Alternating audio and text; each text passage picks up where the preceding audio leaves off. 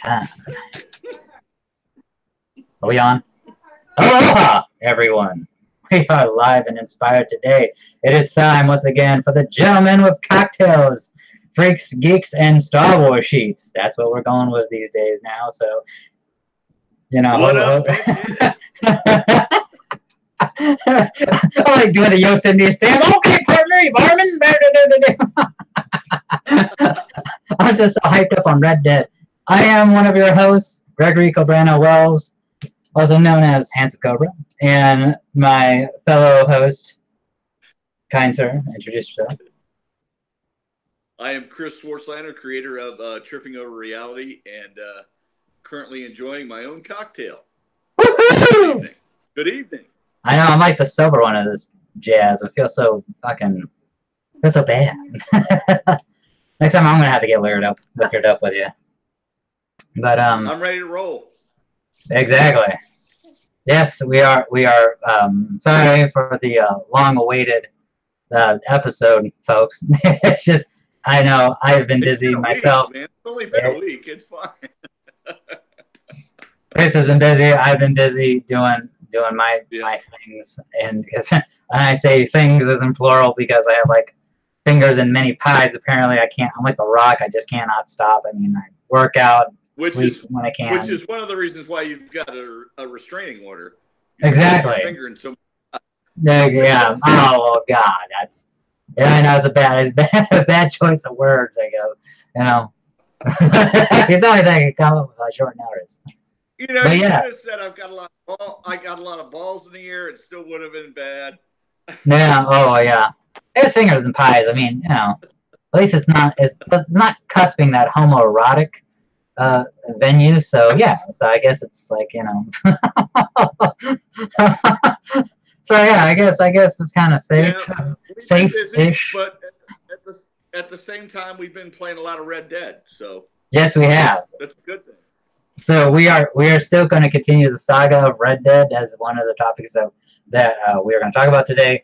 We are probably going to get into the Fallout 76 controversy that Chris and I we've been and for anyone, just before we get into it, I highly do not recommend Fallout 76. Don't buy it. If you're gonna buy anything, get Red Dead Redemption 2 to play Red Dead Redemption online, because apparently it's fucking tits, and tits in a good way, like, you know. Beta just started 2 days ago. Yeah. And from what I mean, I've seen Let's Plays on it, and it's fucking great. The only thing I think is kind of fucked up is like the money situation, but apparently they're supposed to be fixing that shit. Apparently. Oh, they'll fix it. Yeah. Rockstar, same problem with the money situation on GTA, right? On Grand Theft Auto 5, and anyone who went into beta or first started playing it online ended up with a lot of money online, just to make up the mistake. I am really excited about the beta online. So you've been playing? I'm not. I have a lot of problems playing online up where I live. I live in the mountains, as you know. I have really crappy internet, but I'm going to give it a shot. I'll play with my friend Jason Goldsberry, who I do everything with. He's my heterosexual life mate. He's my silent Bob he's the silent Bob to my Jay. And we do everything together, so we're going to give it a shot, and see what I can do online. But every time I play online, I have a problem with ping times and being timed out, and it's just I have horrible internet. I use satellite internet, and I have no other choice living 3,600 feet up in the side of a mountain. But that's the sacrifices we make for living in paradise. So, I mean, I'll take it. Oh, yeah, man. I know. You have a beautiful home, man. So it's like, yeah, you gotta sacrifice, fucking interwebs. I mean, at least, slow interwebs. Well, fucking means. I mean, it's like. And I think that today we forget a lot about how wonderful real life can be. Mm-hmm. And we worry way too much about, internet and cable and all that shit when when I can step outside in the morning and watch the sun come up over the mountains, that's a lot more important to me than, you know, being able to see some mountains on my 4K television, you know, through Red Dead Redemption Online. Well, who cares? I mean, above you, you know, in the back, it looks like you've been doing a little bit of Red Dead, you know, outside your fucking window, man, or at least your backyard. Oh yeah, that guy. You caught that this morning? I came out on back 40. Yep, yeah. I came on the back 40. He kept holding up some union cards saying I work for Santa Claus. And I was like, well, you know, fuck you. You're on my property, and I shot him. And while he's gone, I'm sure I'll hear from Santa at some point. But I'm hoping he still brings me the presents I want.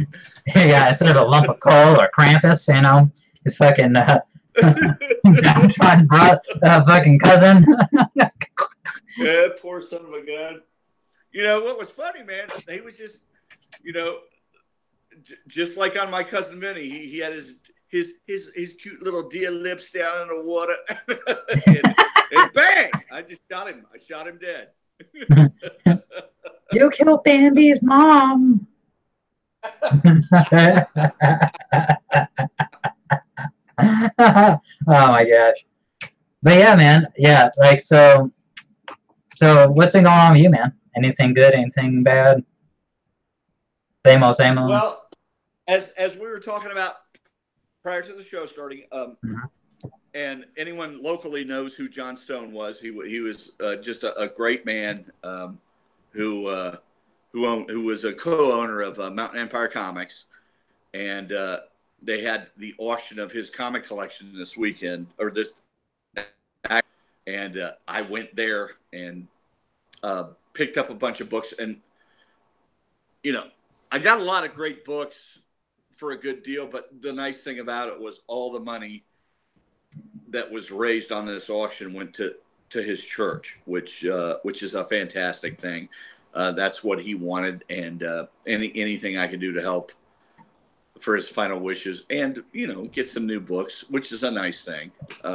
I will do. I cleaned up on about 300 issues of various Legion books, Legion of Superheroes. I've got almost the entire collection of the 80s Legion, the late 89 Legion, with the exception of 2 books. And the Darkness Saga, I have that except for the first 2 books of the Darkness Saga, which I can get for a wing and a prayer. And then I got a bunch of Marvel 1950s, 1960s horror books with the giant horror monsters, which Gortum from my novel, Tripping Over Reality, was a tribute to those oddball creatures that Kirby and Lee came up with for the 1950s monster books that they did, you know, with the silly names. I wish I had those. I could grab those books real quick and show you, but every cover had some oddball, weird name for the giant monster of the month. And I'm really excited to read those. And I got a bunch of other horror books from different, from Charlton and some various other companies from the 50s and 60s. And I got a great deal, and I was happy to give the money to John's church. And our friend Remington was there.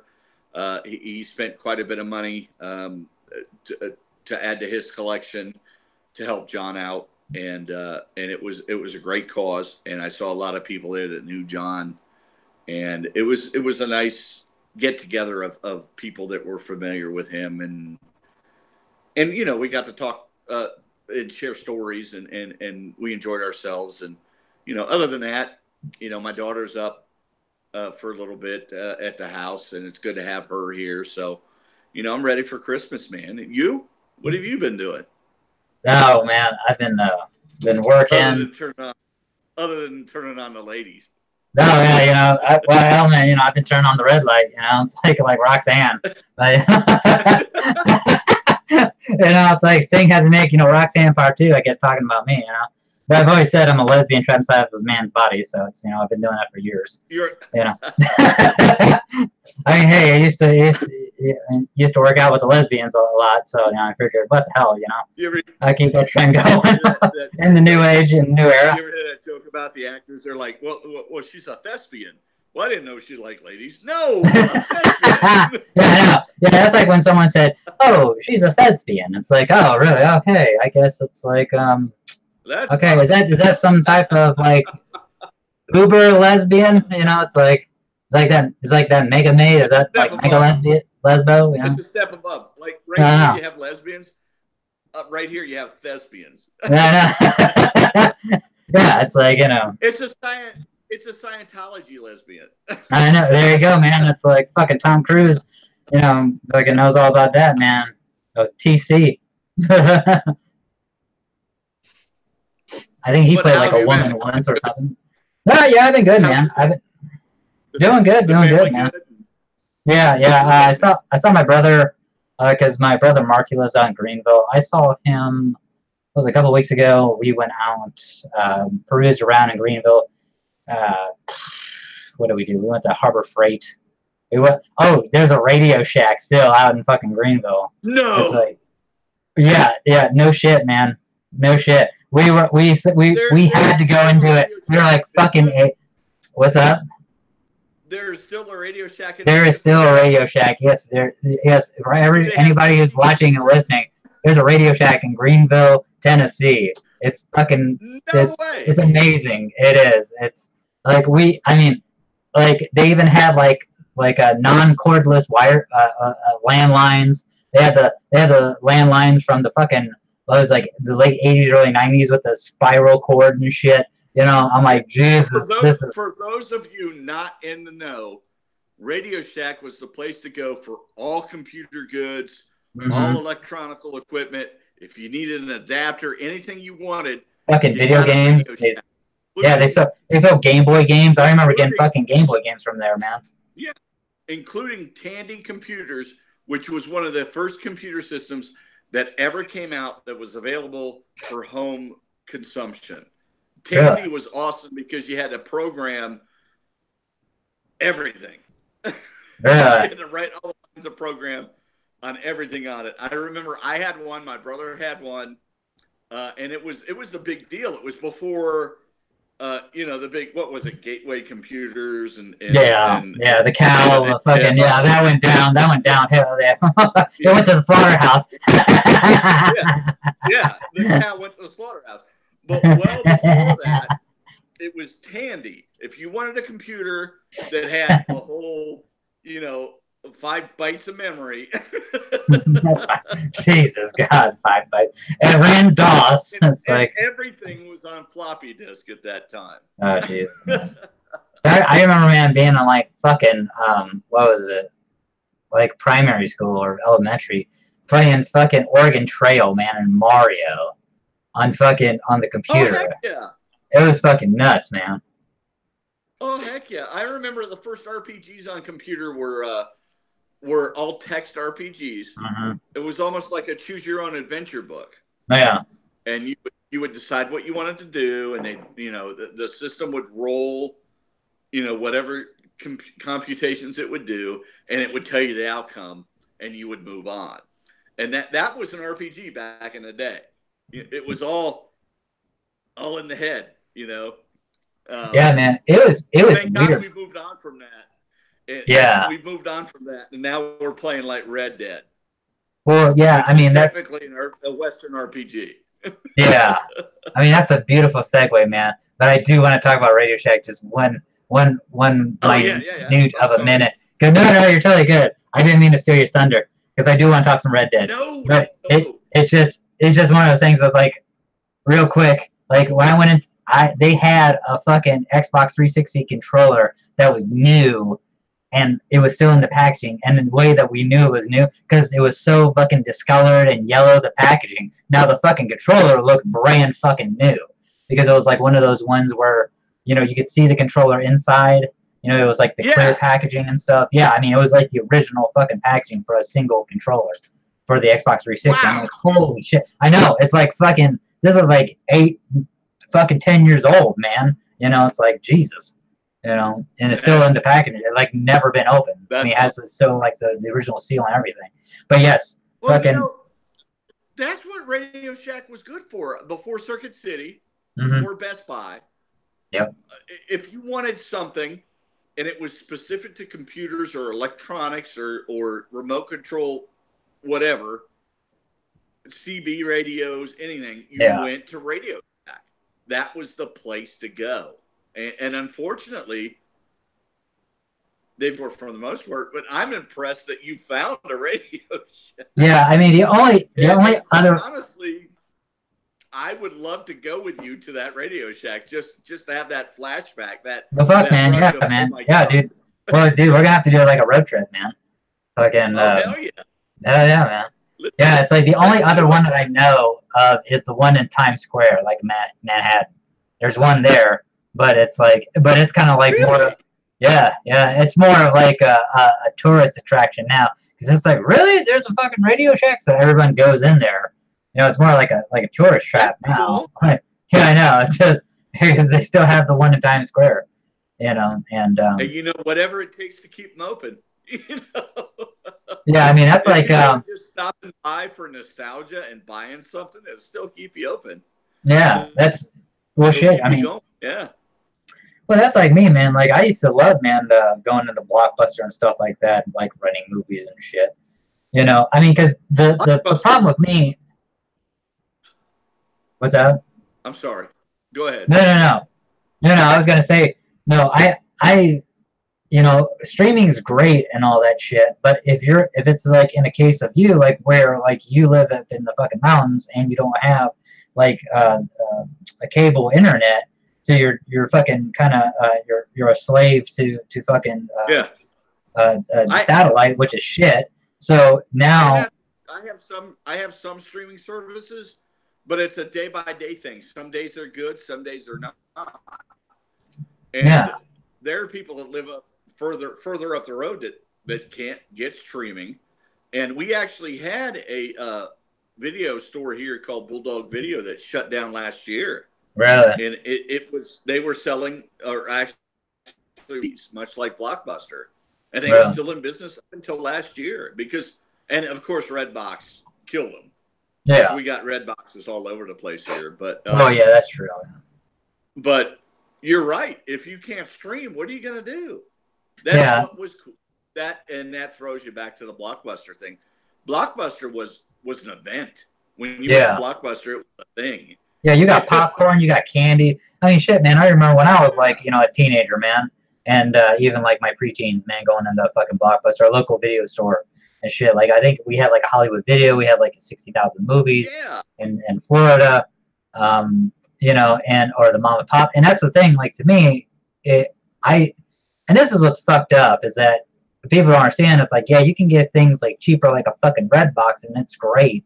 You know, but the thing is that you do realize the reason why they're having to raise their prices is because they're having to pay their clientele, they're having to pay rent, they're having to do all this shit. So like Blockbuster, or they're having, and what's fucked up is that, well, Blockbuster kind of shot themselves in the foot because they didn't think that streaming, because they had a chance to invest in the Redbox, but they were like, fuck that. Yep. And then they shot themselves in the foot. And then when Redbox came along and started fucking going banana boats, you know, bonker boats, then they tried to fucking, you know, then they wanted to deal, or they wanted to try to swindle the competition, which it was a foregone conclusion then that Redbox was gonna fucking basically cave them, you know, into the fucking ground.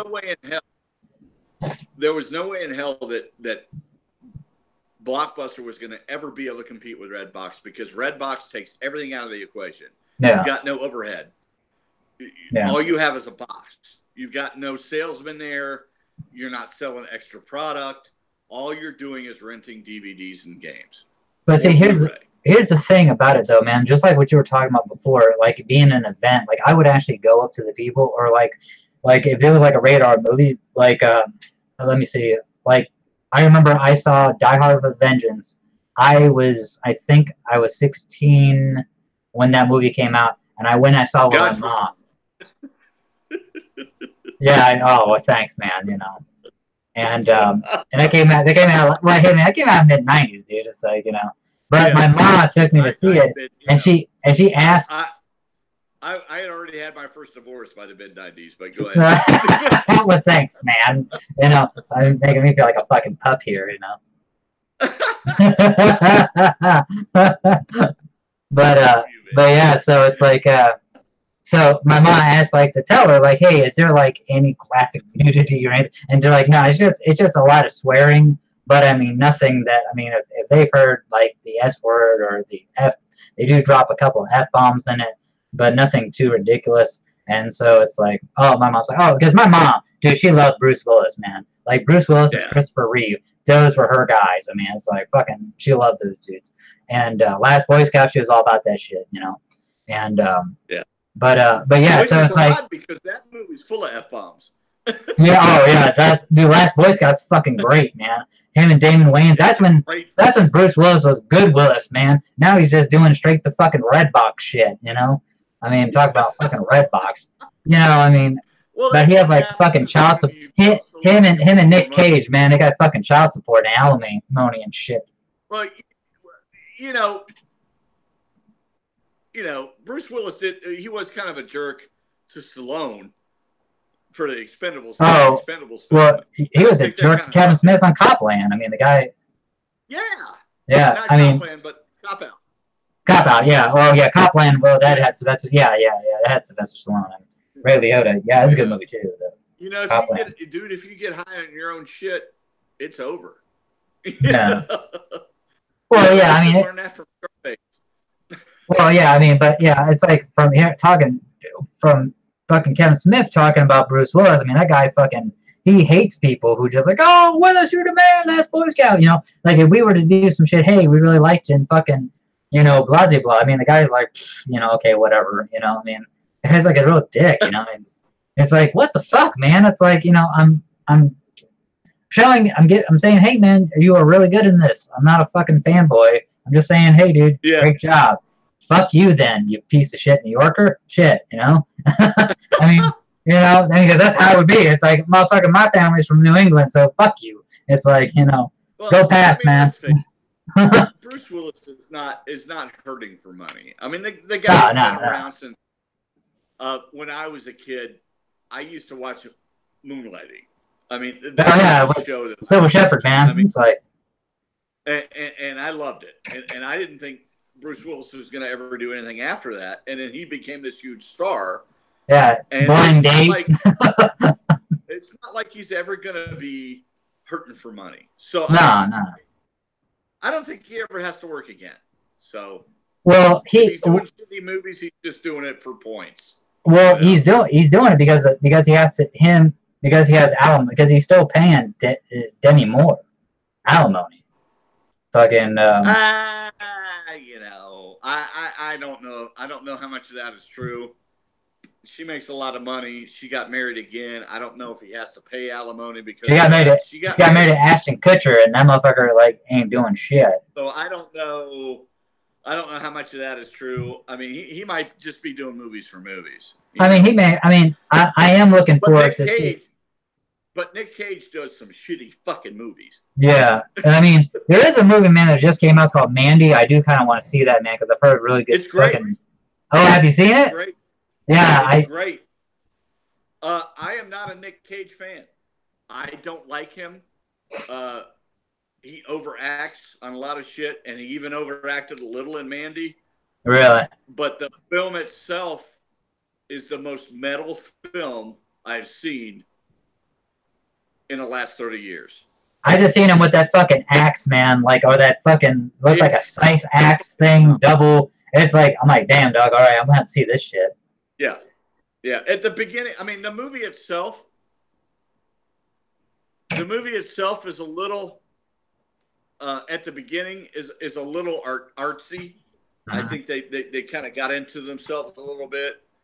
But as it unfolds, you really appreciate the artsy part of it because you realize that it's part of the film and there's a reason they did it. And it is a phenomenal killer film. Yeah, I mean, it's good. because I've seen like a review, like a non-spoiler review, and because it played at TIFF, I believe, and like and I think Cannes, like the independent film circuit and stuff like that. So a lot of people were kind of raving about it, and I heard a review about it, and yeah, man, and I'm just and also too, like I like Nick Cage and stuff like I thought he was good in Moonstruck. I really dug him in Moonstruck. Leaving Las Vegas, I thought he was great in that. When he won an Academy Award for that, I thought he was phenomenal as a fucking alcoholic. And Elizabeth Shue, I thought she did a phenomenal job too. I liked him. But the first Kick-Ass, I liked him as Big Daddy. I thought that was pretty cool. Don't get me wrong. Nick Cage's early work was phenomenal. Yeah, I just love the shit. I mean, yeah. No, I know what you're talking about, man. It's just they get into that rut of just like doing shitty movies. It's like and fuck, he tends to overact. He does this whole. He's got this thing where his voice goes up and it's just annoying as shit. He's not. It's almost like he lost what made Nick Cage an actor. You know what I mean? Yeah. He's to the point where it's just he's a parody of himself. Well, it's like in films. See, I don't want to say like Tom Cruise, man, but it's like one of those things where, like The Mummy, right? I haven't seen the remake of The Mummy, but from what a lot of people are saying, it's like it's horrible. It's fucking. I mean, it's Tom Cruise. I mean, Tom Cruise is doing Tom Cruise in the fucking movie. He's not that character. He's Tom fucking Cruise. I mean, and the last time, man, I really saw him play a really good character. I don't want to say fucking Legend because I was a fucking teenager then. Legend was a great film, bro. It's a great fucking film, man. I love like Tim Curry as fucking the Beast. My god, him as Darkness. My god. Yeah, Darkness. There we go. But fuck, man, he was good in Jerry Maguire. I thought he was pretty good in Jerry Maguire. Damn, man, what the fuck? Fuck it, Tropic Thunder, man. That dude, at first I didn't know it was. I'm like, I know that motherfucker's from somewhere, and then I was like, Tom fucking Cruise, and I'm like, oh shit. And yeah, man, because he was actually playing a fucking character. I'm like, that's dope as fuck, man. Him as Les Grossman and fucking Tropic Thunder, man. I thought he was great in. Oh, Collateral too is another one. What you got going on? I'm fighting with my system here. Go ahead. Oh, okay. But yeah, man. But I agree. Oh, there we go. Yeah, sweet. Oh. There you go. Bye bye. But yeah, man. I know you're sideways now. What the hell? Drunko Vision. What? Anyway. But yeah, man. So what's going on? So what's going on with Red Dead, man? Let's get a little bit of Red Dead. Oh my god, I love that game. I cannot. This is what the third show we've done on Red Dead. Dude, this is as the saga continues, as the stomach turns, as the Red Dead fucking reloads. It is so good. It is. Oh, there you go. You're back, kind of. There you go. What the hell? What? It's like a picture show now. Like do. I'm so confused. We got Drunko Vision going on full force now.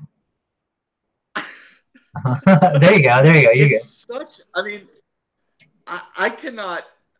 And I know I sound like a fanboy and a dork, but that game, my god, as you know, I play it on an OLED. You're just sucking all the Red Dead dick right now, man. That's like I am sucking. Can't believe it. I am deep Red Dead dick. You're like total Red Rocket on me right now. Just fucking total Red Rocket. Face, neck, and chest, man. It's like, there is. I'm telling you, there's no better game out there, and I'm still. I just started chapter 6. Oh, you got. Oh shit. Yeah, let's talk about this, brother. Oh my god. I do all the hunting, and it's going to take me forever to play this game. Because I like to hunt and I like to get all the outfits and everything and explore everything. but I've run into so much cool stuff. You know, I found, and spoiler alert, if you guys haven't played it and you don't want to hear about it, I'm gonna reveal some stuff. We are spoiling the fuck out of this, people. We're giving you a countdown. 5, 4, 3, 2. But when I found the Viking tomb, which was awesome. Oh, it's so good. And the axe, and I found the cool triangle Revolutionary War hat and the sword. Yeah, I got that one too. I thought it's so awesome, and I'm just exploring. They put so much into this game that if you just play the game straight through, you're missing so much. Did you get the broken sword? You can do. Oh yeah. Yeah. And I'm glad that Chapter 6 started, because now I can hunt the bull gator. And get the outfit that I really want. And but once I hunt the death roll, yeah. Yeah, once I hunt the bull gator, I'm gonna have to finish all the hunting quests so that I can fill out the death roll outfit. Yeah. Because I have to kill the legendary panther to get, you know, the pimp scarf that he wears. You know. Yeah. Yeah, that's the so I will say this. That's the only fucking one that you cannot. I will say this. You cannot get the panther until you finish the master hunter or master thing. Master challenge. You have to finish master hunter. Yeah. You have to finish master hunter to get that, and that's going to be difficult. But I'm going to do it. I mean, you've got to. I mean, I am too. I mean, I've got to hunt cougars with a bow and arrow. You hunt cougars? Why don't you just use the fucking Carcano rifle? No. One of the master hunter tasks is to hunt 5 cougars with a bow and arrow and skin them. Jesus Christ! Do they have to be perfect? Now you can go ahead and kill 5 cougars and skin them, and you get credit for the 5 cougars you skinned. But you still have to kill 5 of them with a bow and arrow. Nah, that fucking sucks, man. But do they have to be? Do they have to be perfect though? Do they have to be perfect pelts? No. You just have to kill them. Okay. With a bow and arrow. Because and that's one of, and I have to get to Master Hunter level 9 for the Panther to appear. Yeah. So that I can hunt the legendary Panther, and that's going to be a challenge. But I want to do that because I want to tool around all pimped out. Yeah. And death roll for the end of the game. Now I know, spoiler alert, I know that Arthur's dying. I know he dies because he's got tuberculosis, and that's a death sentence. Yeah, back in them days. Yeah. Back in the, but I believe, if I'm not mistaken, and I haven't looked anything up, but I've heard people talking in my presence that you end up becoming John, who is the main character in the first game. Would you like me to confirm or deny that? Will you confirm or deny that? I will confirm it. Yes, you do. Okay. Because cool, I like John. Here's what happens is that basically, so at the end, so you have Red Dead Redemption 2. And then it goes, and then what happens is that you're not done with the game. It goes into an epilogue. There's 2 parts to the epilogue. And the epilogue, Red Dead Redemption starts in 1899, right? When you're playing as Arthur. The epilogue starts several years later, but I kind of got confirmation on this that the epilogue starts in 1907, so it's 8 years after the death of Arthur. Wow. And actually, you can go to his gravesite, which I've actually done that in the game. Oh, that's cool. Yeah, as John. Yeah, you can go to, because I can't remember. It's right across from Donner Creek or Donner Falls. I can't whatever. Donner Falls. So it's a nice link. It's a nice link. Yeah. You can actually go up to it. You can inspect the site. Nice. Yeah, it's like there's like flowers and stuff, and yeah, it's like all the stuff, because a lot of the quests that I'm doing that I didn't do as Arthur, I'm actually doing as John. So that's another thing too that you can do That's cool. when you're John. So if you missed fucking quests like as Arthur, you can do them as John. It's not a problem. There was one other thing I was going to tell you. Oh yeah, so when you finally beat the epilogue, it kind of, like during the credits of it, it actually you actually it kind of sets up. You see Agent Ross from the first Red Dead Redemption kind of scoping out your house, your home, cool. Beecher's Hope, with another crony of his. So, but they don't actually go down, but it's actually, it's in credits and stuff.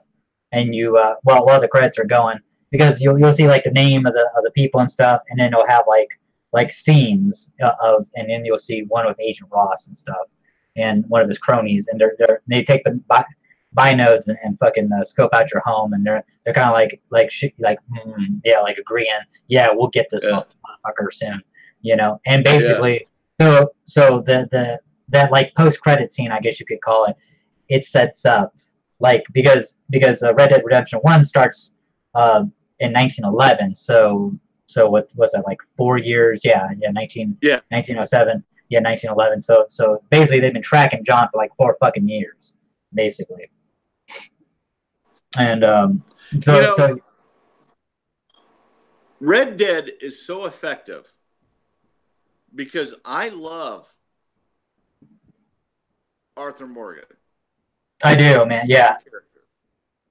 And the fact that he's dying and I'm playing him while he's dying hurts my heart.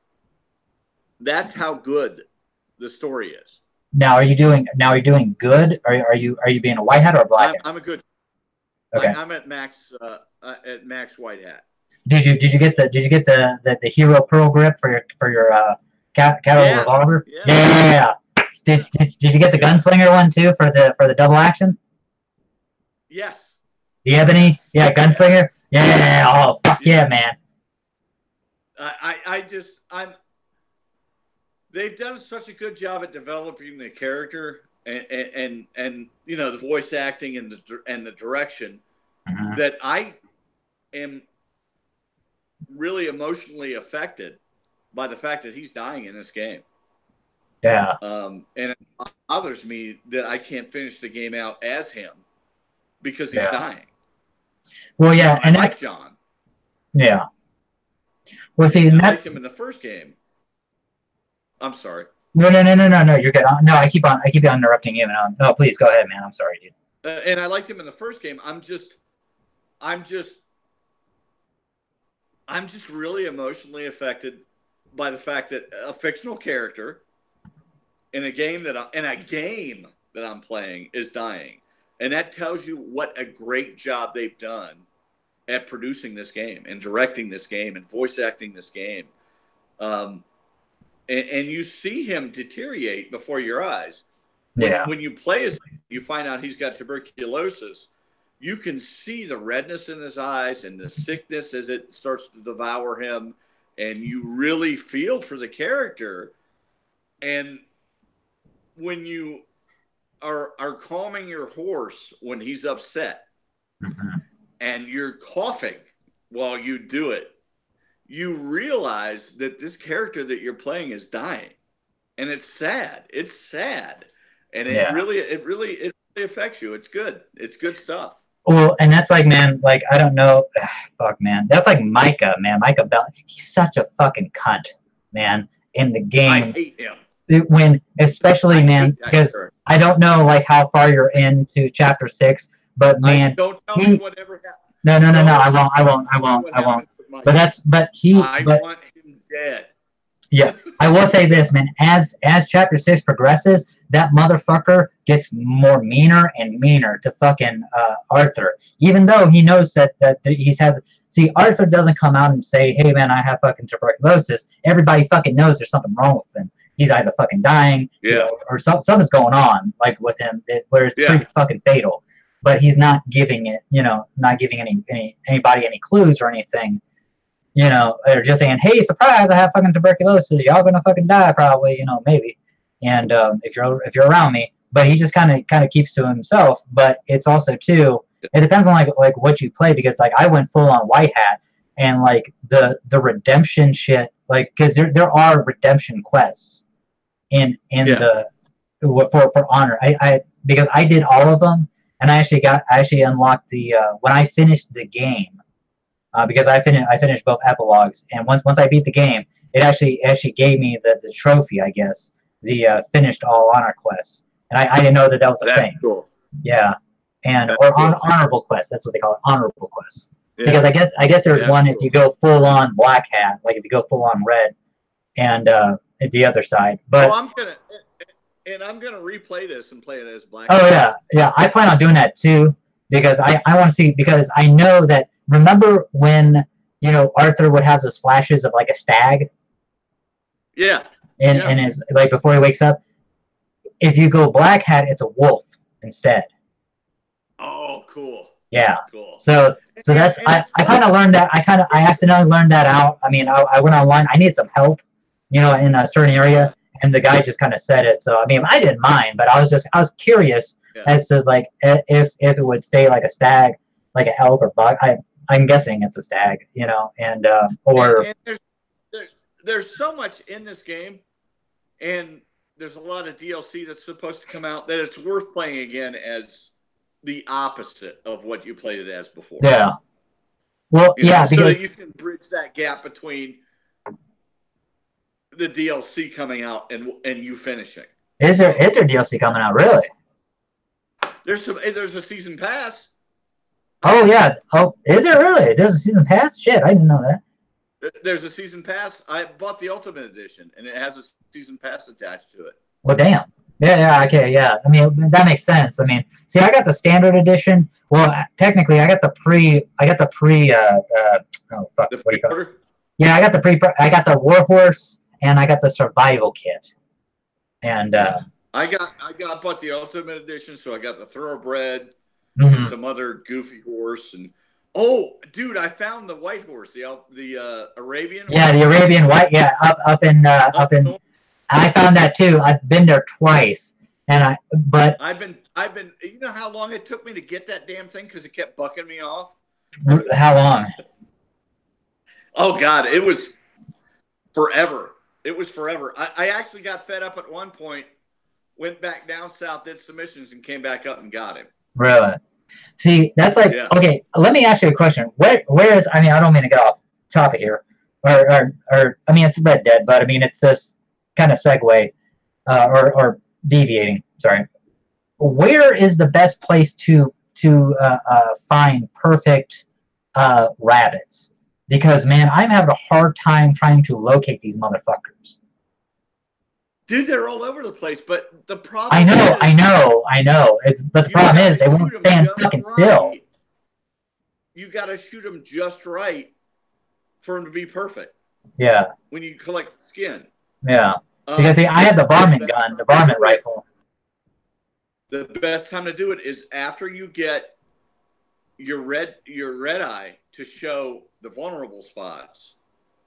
Okay. And you use your varmint rifle with the scope on it, so you can get a close up. Yeah. And you see those red spots.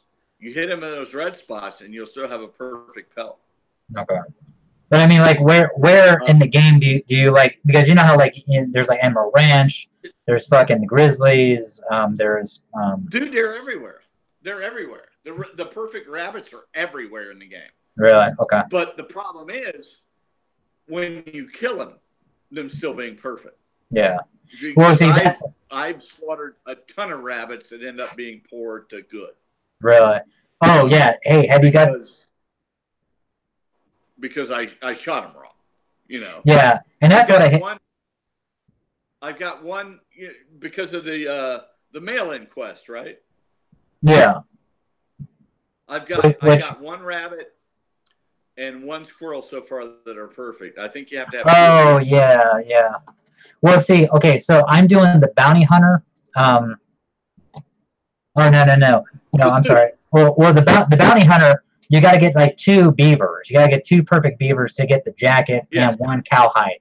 Which I have the cowhide. I still need the 2 perfect beavers. But But to do the next challenge for the Master Hunter challenge, you have to get 3 perfect rabbit pelts, and that's like, oh my god, yeah, I know, man. It's like, and that's one of those things I've been having fucking trouble with, is that trying to find fucking either I'm running so fast I will run over them, and it fucks up the pelt, right? I'm gonna have trouble with that too. But you actually,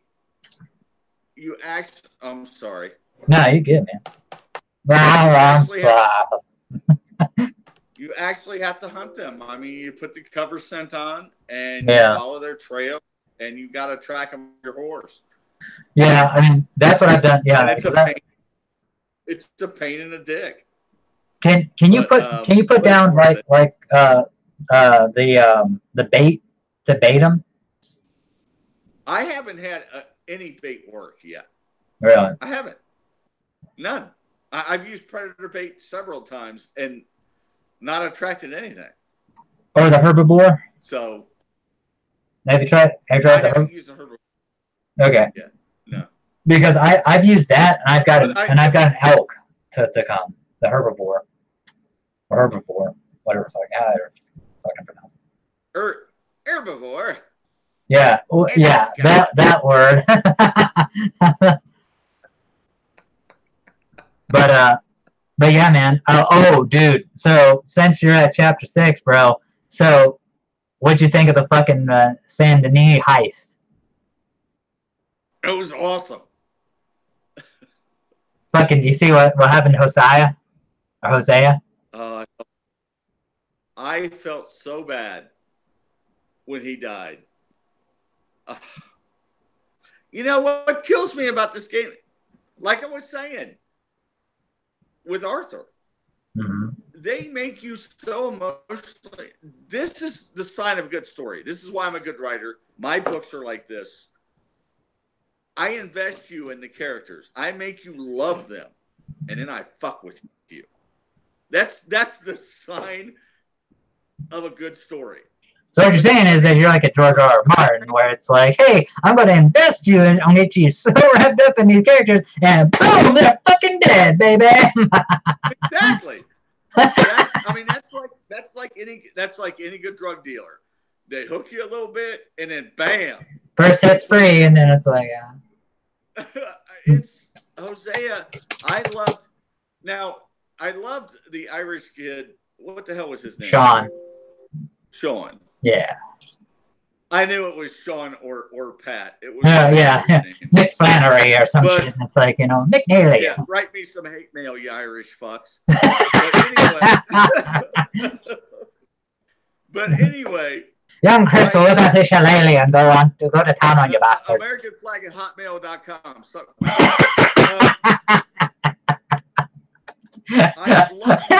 I'm just kidding. My wife's Irish. My son's name is Sean. Give me a break. But I was hurt when that character died. I mean, he died so quickly in front of your eyes. And out of nowhere. You're stunned.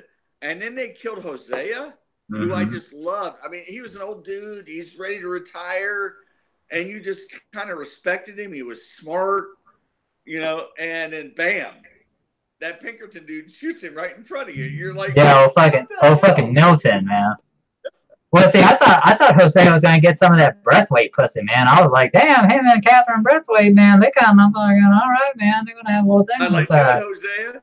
I know. It's like, fuck, dude. He's like, silver, silver fox, gray hair charmer, man. It's like, damn, dog, all right, man. He was gonna show him some great ball sack. But I'm really, that's why this game is so good. The storyline keeps you hooked, and it makes you care for the characters, and that's why I'm going to do a little segue here. No. That's why a lot of horror movies suck, because you don't give two shits about these teenagers that are getting killed. No. But if they would spend 30 or 40 minutes making you love these teenagers and care about their struggles, and then this guy comes in and starts slaughtering them, then you'd care. Then you would love the movie. Yeah. You know what I mean? I mean, yeah, they exactly. Don't do that. Well, that's like man. Like I will say this, man. Like said for character development. Well, that's why they have done a job in Red Dead. That's what I love about westerns, man. It's just like, dude, I've been watching. I'm not finished with it yet. Hostels with fucking Christian Bale, Rosamund Pike, and Wes Studi, and it's set in 1892 New Mexico, and Christian Bale plays a Union soldier, and he hates like Native Americans like with a fucking passion. I mean, this guy is just like total.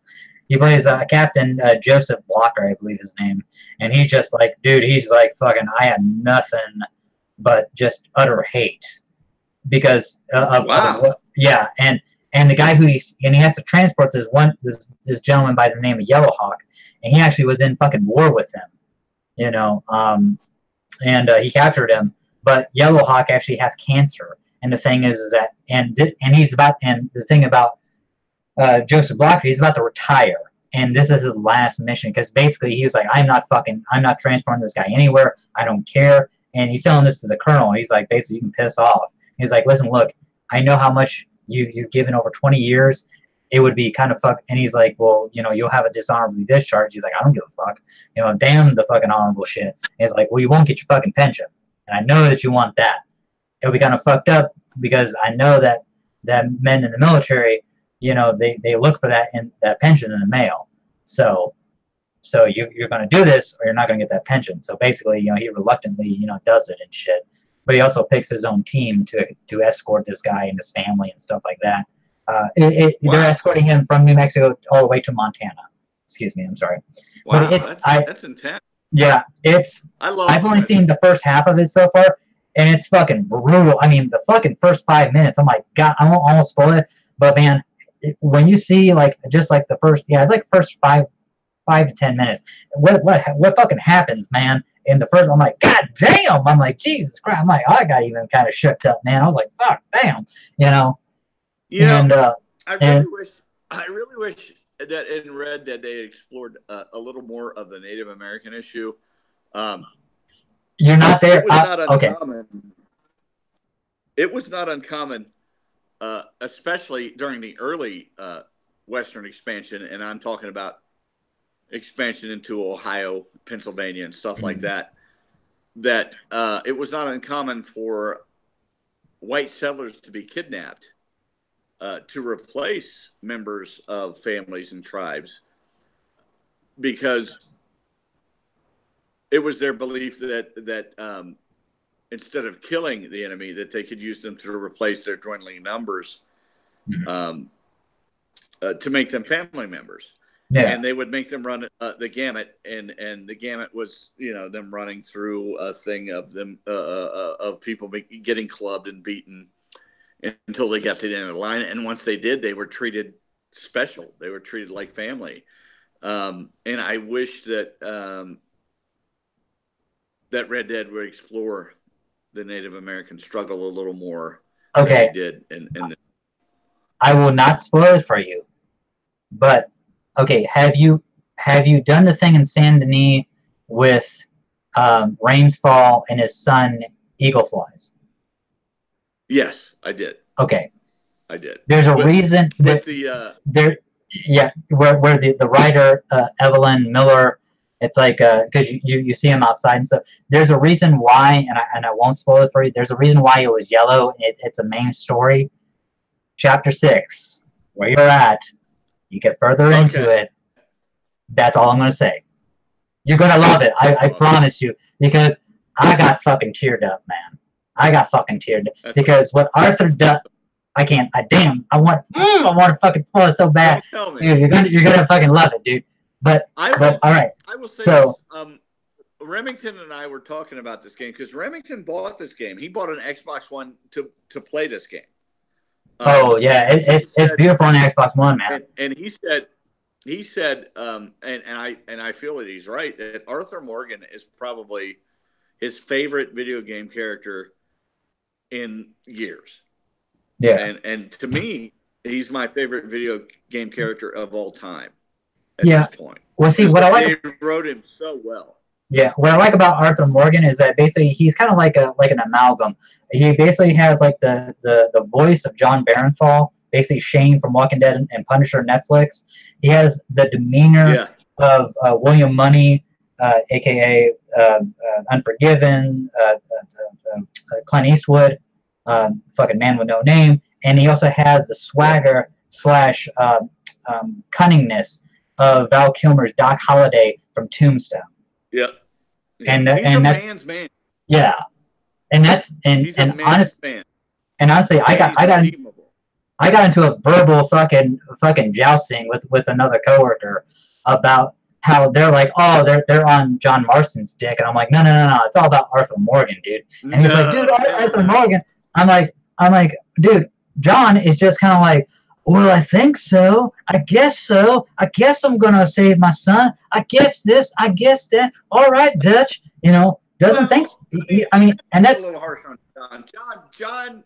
John was a bit of a whiner in Red Dead Redemption 2, but he was a badass in Red Dead Redemption. I like his character, but we're talking 10 years between games. Yeah, and the ability to represent a character in a game. Well, yeah, and I mean, Arthur Morgan is everything that I would want to be as a man. Yeah. Well, yeah, I mean, he's like the epitome of like if I'm a good guy. If I'm a good guy, he's tough, and he means what he says, and he'll punch you in the face if he feels that'll solve the problem. Yeah. He's badass. He's the epitome of the lone gunslinger. I mean, that's what he is. I mean, that's like. Yes, he. I mean, hell, man, I remember like being over at Horseshoe Overlook, man. For like, if I was there a long time, it's like fucking whatchamacallit, Dutch would get on my ass like, aren't you gonna go out there and like get busy, Arthur? Who are you waiting on? It's just you. It's like, oh fuck, okay, well damn. I mean, because I'm trying to talk with people and shit. I'm just trying to get my bearings. I'm trying to get some fucking stew. All right. Drink some coffee. And that's going to bring me to my biggest bitch about this game. What guy? I should have been able to Sadie. Should have been what? I should have been able to bang, what's her name? Sadie. Sadie Adler? Oh, okay. Yeah. Well, you still got like fucking. And I should have seen some boob. That's all I'm saying. All I saw is they promised me nudity in this game, and all I saw was wiener from some feral dude in a cave. Oh yeah, that is true. Yeah, that is. I was like, yeah, we do get to. Oh yeah. Came to see some man wang. He was gonna teabag me. But I shot him dead. I shot him in the dick. It's like.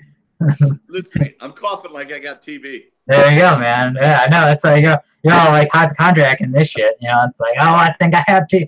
I think I have TB. I think I have tuberculosis. Wait a second. But I'll be honest. I think Arthur Morgan should have had and this is the romantic in me. I think he should have had a romantic interest, and I think Sadie, being as tough as she is, fits the bill. For someone he should have been romantically involved with. Well, okay, he does though. He has Mary. That's the thing, though, man. Is that who Arthur? Yeah, but okay, I'm not okay. Well, he does have her, but she's kind of fucking let him down the entire game. But that's the thing, though, man. See, this is what's beautiful is that we can actually talk about this because remember when you took her to the picture show, right? To the theater. Yeah. Okay, because he told her ass, she was like, "You're never gonna change, are you?" He's like, "Listen, look, I just need to get some money, and then I'll fucking meet up with you." Okay. Hey, can I ask you a question? What's that? Did he say, "Listen, look"? No. He didn't say, "Hey, listen, look." Hey man, that's a Handsome Cobra special, man. That's original right there, man. Goddamn. I always say, hey, listen, look here, I mean, patented. that is trademarked. No one take my shit. You know, you heard it here first. On Gentlemen of CocKtails, Freaks, Geeks, and Star Wars Sheets. But yeah, this just rolls right off the tongue, man. Freaks, Geeks, and Star Wars Sheets. That does, man. That's so good. But here's the thing though, and well, they get the money, they get the bars of gold and shit from Saint Denis. The thing is though, is that when you go to Guarma, like all of it, well, as you know, and this is where we can talk. I will say this: the one thing there's two things that I really fucking dislike about the game. Number one, the fucking mechanics, man, of having to fucking hold down left a bumper and then scrolling. I hate the fucking mechanics, man. It's like, cause I'll be holding out left bumper and then I'll try to scroll around, and for some reason, like if my finger lets up just a little bit, whatever I scrolled on, it will fucking whip out. So if it's like a can of fucking corned beef, I'm gonna eat it. If it's fucking my weapon, I'm gonna fucking, you know, have it at the ready. It's like, it's so fucking, yeah, it's annoying as shit. Or if I'm have my fucking binos or my fishing pole, you know, it's so fucking. I can't count the number of times that I've accidentally camped. Yeah. Because my finger let up. Yeah, I mean, it's real. I mean, because it's like it's just fucking annoying, man. It's atrocious. But it is. But it's workable. That is, and no, and that's what I'm saying. I mean, it's just a minor gripe. Like, I mean, it's a phenomenal fucking game. And here's the other thing too. Guarma. I fucking hated being on that fucking island. I understand it was a part of the story, but my God, you went mission after mission after fucking. I could not save because, like, thank Christ there wasn't lightning or the power went out or something like that. I could not save that motherfucker, man. I did afterwards. I loved it. I mean, I loved going through it, especially when you get that fucking dude. You get the cannon, you blow him out of the fucking thing. You know, out of can you go back to that island? You can't. You can go back and play the mission, but you cannot go back to the island. As far as I know, no. How do you get more parrot feathers? I don't know. You have to get parrot feathers? No, I'm not saying you have to, but you can. You can get parrot feathers? Really? Okay, well maybe there's a way you can. I don't know, man. I mean, dude, I was so thankful to get the fuck off there, you know? I mean, I didn't give a fuck. I swear to God, dude, I was for like the longest running without fucking boots on, man. It was fucking nuts. I was like, give me my fucking clothes. You know? It was annoying. But I think that they should have made it a lot more accessible once you left the island. Well, wait a minute. Where do you get the Gila monsters? Have you run into those? Yeah, yes. You're talking about like the on like the little islands off Saint Denis. I'm sorry, what? There's like those like little breakup islands off of Saint Denis, kind of like towards like the east. I've been on those islands. I didn't see any. Really? I seen one, man. Like I seen one like crawling around. I don't know if it was like the upper coastline or the lower. And see, that's another thing too, man. You probably can go back to Guarma or take a ship from Saint Denis or some shit. But dude, I am not anytime soon trying to get back on fucking Guarma. You know, for fuck's sake. I am not going back to that island. No, hell no. Dude, fucking Arthur had sunstroke. The guy had no fucking shoes. He looked like a fucking hobo. I mean, it's like, for half the fucking missions, it's like, fuck that, man. Plus, you gotta fucking deal. Yeah, and that was so fucking annoying, too. It's like, I was like, oh, thank Christ we're off this fucking island. Oh, we have to go save the fucking captain now. Oh, this is fucking tits. Great, you know? I actually liked the missions on that island, but I did have a problem with the fact that you couldn't really save. Yeah, that's what I'm saying. It's like there was cool. I had no problem helping guys out, you know, to free themselves from slavery, basically. Mm-hmm. Yeah. I know. I love that. Yeah. But they should have made the island adventure exactly like they made the adventure on the mainland. You should have been able to save when you wanted, and you should have been able to access anything you needed and all that. So, I mean, yeah, it was a problem. It was an issue. I mean, because it's like, man, I didn't want to be stuck on that fucking. But I did get you do get the volcanic pistol from there, so that was kind of dope, you know. But I already had it. Oh, did you really? Okay. Yeah. See, I didn't have it. I mean, I was just kind of like where I got So I was like, woohoo! I not only had it, but I had it decked out. Both of them. I had it. Oh, did you really? Oh, you were dual wielding them. Yeah. And I had them decked out. They were gold and engraved and. Oh, dude, man, I've been going around. Dude, there's like this one pistol there, man. It's a modified Schofield. It's Otis Miller's. I guess he was like this famous gunslinger dude.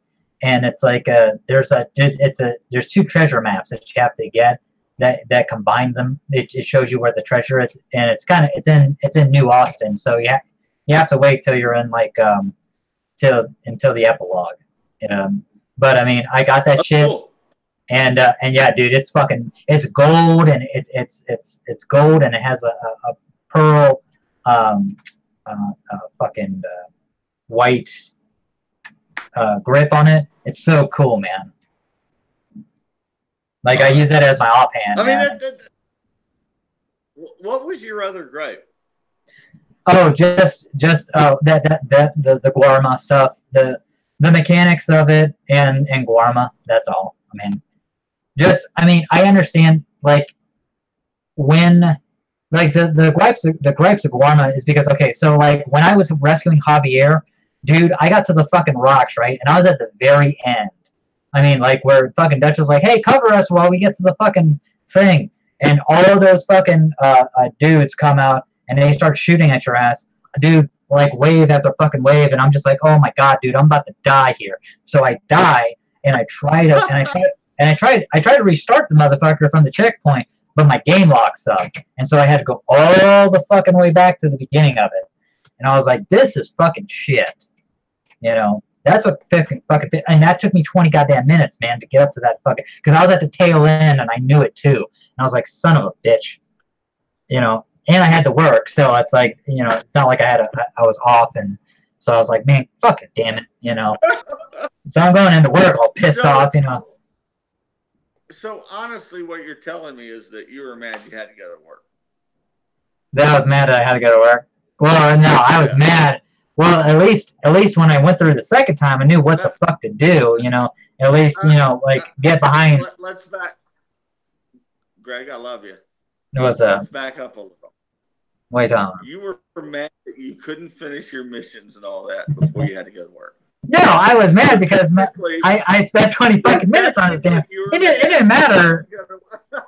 It didn't. No, man. Well, I mean, yeah, it was like that wasn't. I get it though. I get it. The thing is that whether or not, I wanted the first time go this motherfucker, and I was at the tail end. And then when I fucking finally beat it, I was like, see, I was at the fucking tail end. We got in the damn boat, and we rescued Javier. Who fucking raw? And then next thing you know, we go into another fucking mission, and I couldn't even save the shit. So it's like, didn't matter in hindsight. Doesn't really fucking matter because I had to go through 20 other fucking ones, so I would have been late for work at least a fucking hour or two. Wait, you don't have to save it. What are you talking about? Your Xbox, if you turn it off, will hold it where it is. Mine doesn't do that shit. What?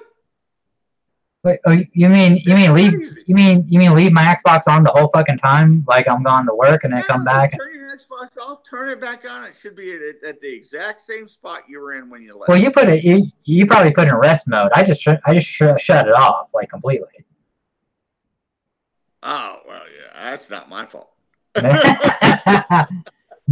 I will say, dude, but when you get back on island and you go to the was it Shady Bell, and then you go to where Sadie put everybody in shit, and then I love it, dude. Okay, this is when I got really fucking into it when the Pinkerton gang come, or the Pinkertons come, and they got the fucking Gatling gun, and Sadie fucking, and Arthur's like, oh, and then Sadie throws him the fucking the repeater, and he's just boom, boom, boom, boom. And I'm like, oh my god damn, you know. And then she's like, get the guy with the Gatling gun, or get on the Gatling gun, and you're just kind of like fucking just winds are flying off and shit. You're spinning around. Oh god, man, it is so fucking tight, dude.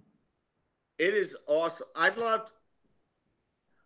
mean, when you get back, and you have to go all the way back to Shady Belle. Mm-hmm. I had a problem with it because I was at Max White Hat, and I didn't want to steal a horse, so I ran. Oh, where I came in. My God. Back to Shady Belle, right? Uh-huh. But the cool thing was when the Pinkertons showed up at Shady Belle, mm-hmm. and I stealth killed every single one of them, and then I took their horse and rode it back up to LeKay, and then the Pinkertons attacked, dude. That was awesome. Yeah, wiping them out felt so good. Yes, yeah. It was just amazing. Well, see that horse, man. There's like a horse right there, man. Like when the guy, because you go into Van Horn Trading Post, and like where you go, and there's like a horse right there. I actually jumped on that fucking horse, and I didn't get any negative or anything for that. I think that horse is hitched right there for you. That's what at least I thought. So. I didn't know that. I didn't know that either. I took a chance, man. I was like, fuck this. I mean, I gotta go back because I saw. Worried about getting negative honor, and I ran the whole way. It's like yeah, that's yeah. Some hunting on the way. Oh, did you really? Let's say there you go. But yeah, man. But yeah, dude. Fuck, man, dude. I love Red Dead so much. We can talk about this thing forever. I do want to get let's get into fucking the Fallout 76 controversy. You know about this, right? Yeah. A lot of bad press. Man. Of people hating it. I'm not sure why. I've heard a lot of complaints about it. I'm a big Fallout fan. Yeah.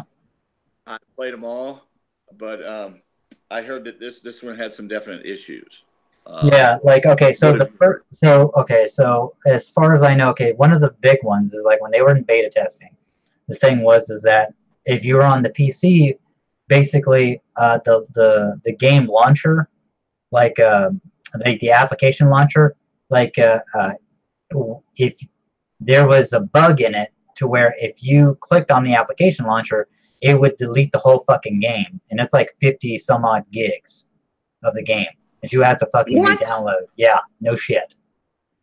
And Bethesda actually came out and said, "Hey, listen, look, do not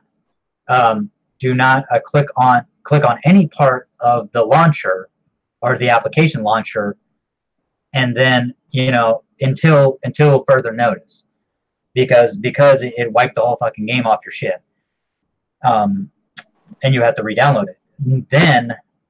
And then Bethesda would only allow certain people would allow only certain hours of the beta testing, right? So people are like, okay, that kind of makes sense because they wanna get different times and stuff like that. But in retrospect, what people are kind of suggesting, and it kind of leads into this. Because the game, especially on the PC, has been like really glitchy, and at the Xbox One too, has been like really glitchy. I mean, it's been glitchy to the point of like it's the game is unplayable. Number one. Oh wow. Number two, you can't buy it on Steam. You have to actually buy it off of the Bethesda launcher itself. So the website. And the thing is that PC people have been having problems with it so bad is that they've been trying to get a refund for it, and Bethesda will not refund them their money back because on the PC. Yeah. Now, if it was on Steam, you have up to, I believe it's like 2 hours to 3 days or something. Because I've actually had to get a game refund for mine because I couldn't play it on my system apparently. Like, really? Yeah, like it wasn't that game; it was a different game. but they refunded my money. And it was like no problem. And what I did was I used that money. I bought what was it?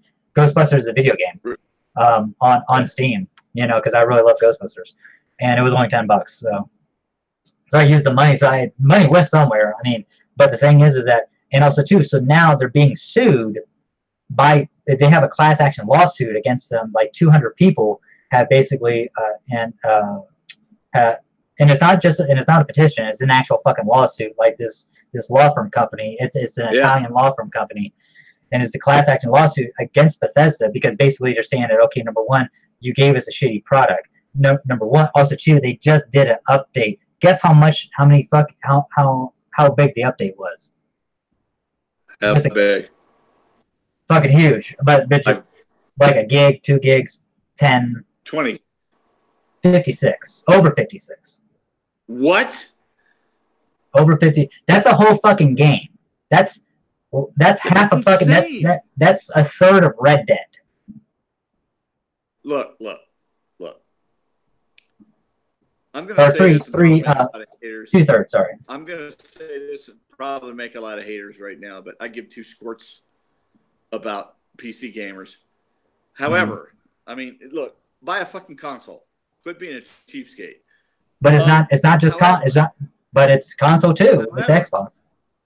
However, if you buy a game and it doesn't work, you should get your money back. Period.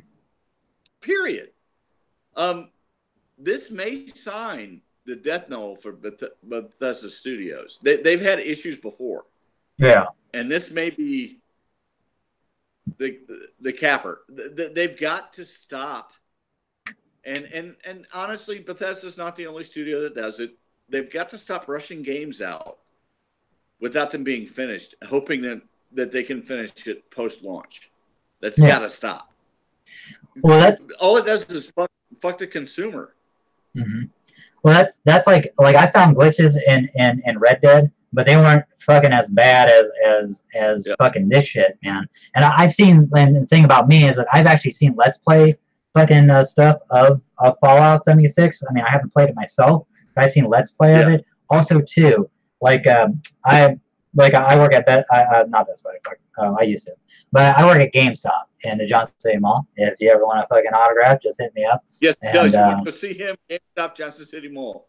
Yeah, or harass me, you know, this pretty face, you know. It's like, but no, like, and I'll what? And I'll talk to him. What did you say? I said, and he'll touch you. Oh yeah. Or you can touch me. It's like, you know, your hand. Good touch, bad touch, whatever. It's like, fucking, it's all the same to me. Can you show us the ball where Handsome Gregory touched you? It's like, oh man, that just sounds wrong. Show us where the Handsome Cobra touched you. Is this real name Handsome Cobra? Yes, it is. Handsome Cobra. You know. And he touched me with his Cobra. Was it 1 strike or 2? I'm saying. He's a man's man. It was 2 strikes. Had to get that fucking venom in there, bitch. You know, sleep in. Cobra Shack. So the thing is that okay? So Black Friday, I worked. We sold that game. It was $20 below. Like it was 60. Like a week and a half later, Black Friday comes up and it's $20 below. At fucking Target, it was half off. I found out. Really? Yeah. At Target, it was like $30. Just the standard. Because sales were that is such a sad testament for such a good franchise. I mean, Fallout has been phenomenal. Oh yeah, dude! I have Fallout New Vegas. I have Fallout 3. I have Fallout before fucking Bethesda bought them. Like the Fallout 1 and Fallout 2. I used to own that shit, man. Like for Windows 95. It's just such a good. I'm a big post-apocalyptic fan. Yeah, I am too. I love everything from Postman to Waterworld to Mad to Oh yeah, Mad Max, dude. Yeah, George Miller, A man. Boy and His Dog, anything post-apocalyptic, I love, and I love the Fallout games, especially the whole 1950s theme. Yeah, and the nuclear family cool and stuff swing like that. jazz Yeah. music, and it's a shame that that they're having such an issue with just playability alone. I've heard a lot of console issues exist, but I don't know what they are. Yeah, I think it's a lot of like the glitchy stuff too. I don't hear as much as the PlayStation as much as I do the Xbox, because Xbox and PC are basically they're running the same shit. I mean, Windows 10 basically. Yeah. So I mean, maybe the port's a little bit better for the PlayStation 4, but I mean, I know that it's people on PlayStation are fucking bitching. Oh yeah, here's another thing too. So there's an Ultimate Edition of this, like a $200 one, right? Where you had to send off. Where you had to buy it online, and the thing was you're supposed to get a fucking canvas bag with it. I mean, a canvas fucking bag, like a duffel bag, right? Because it's supposed to be like post-apocalyptic, like what we're talking about. It's supposed to be like a fucking A bag, and it comes with a Brotherhood of Steel helmet with it. Well, you get the Brotherhood of fucking Steel helmet, but they actually they say that, hey, listen, look, we due to the manufacturing, we couldn't get the canvas bag, so we're going to give you this piece of shit nylon bag. And I've seen the nylon bag looks like a souped up trash bag. I mean, with straps to it. I mean, you can look it up online, man. I'm not fucking joking. Because here's the thing is that basically they said that, listen, and then they finally came out and said, hey, listen, look, yeah, we didn't realize how much it was going to be. We didn't factor in everything, so we ran out of money for the canvas bags. So what we're going to do, we're going to give you, since everyone's bitching and complaining, we're going to give you 500 atoms, which is in currency money, but 500 atoms only equivalates to $5 real money. What a dick move. Yeah, no shit, man. I'm going to use this moment to bring up a bitch that I had about buying the Ultimate Edition of Red Dead Redemption. Really? Okay. You mentioned it, that there were some glitches, and they were very small, and they were. And I love the game. It's a fantastic game. No. But with the Ultimate Edition, you were supposed to get a cloth map, which ended up being a paper map. Really? Yes. And no one said anything. I didn't want to complain about it because the game's so good. But I spent extra fucking ducats to line their fucking pockets. Mm-hmm. Give me what you fucking promised me. Damn, dude. I mean, yeah. I mean, dude, if I were you, I would send an email, man, to Rockstar and be like, hey, listen, look. They're not going to care. They're not going to make a special cloth map just for me. Because I was told.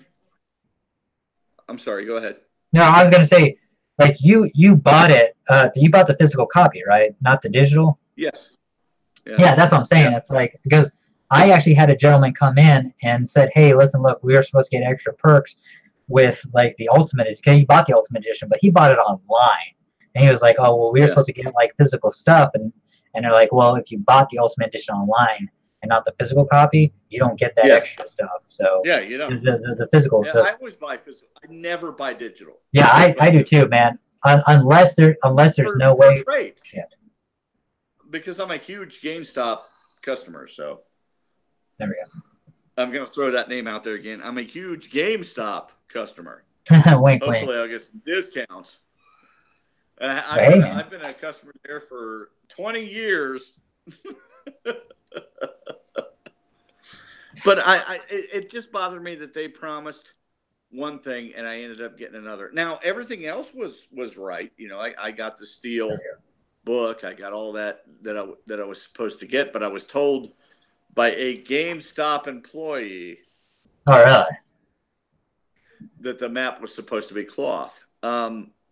Which makes sense because the map within the game itself is paper. Yeah. and I got the paper map, of course, and then you get the extended map with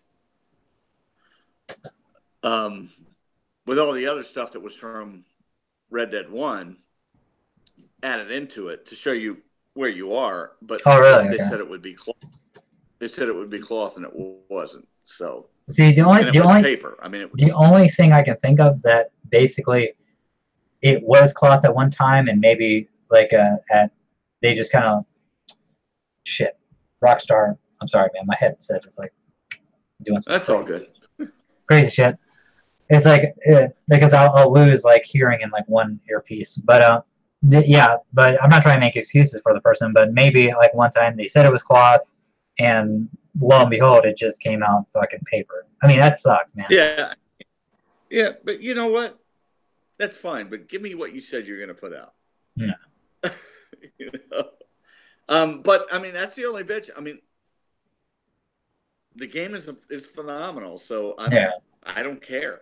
You know? Well, see, that's like if the game was mediocre, I would have complained. But it's so good, I really don't care. Well, see, and that's the thing too, man. Is that like what you're talking about? Just to elaborate on what you're talking about, Red Dead. Like I mean, I bought Spider-Man, and I fucking love Spider-Man.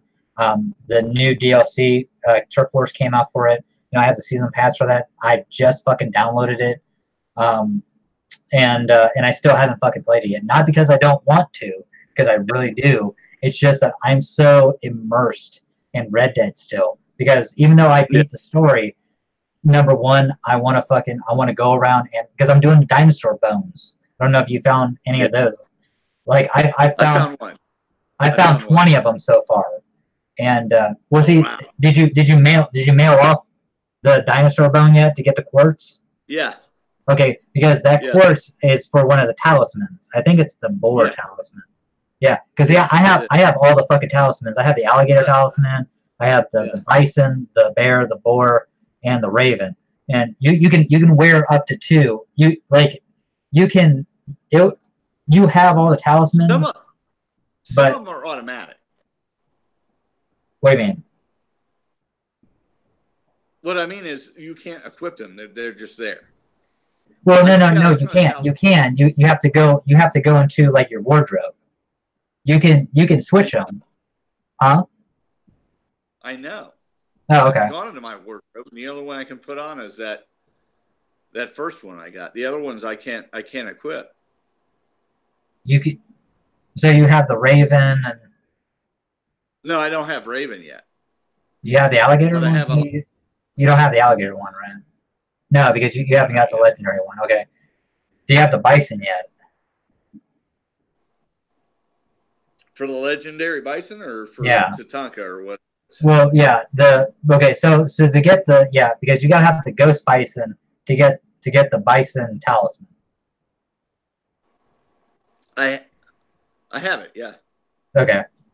And then because there's the ghost bison, there's the boar and the bear, but you also have to have like the other 3 as well, like because like one of them you have to have like a silver chain, one of them you have to have a silver earring, another one you have to have a gold earring. Yeah, I've got a ton of the talismans. I'm wanting to say 8 of them. And I can only equip one. Okay. But there's a thing though. Okay, there's a difference.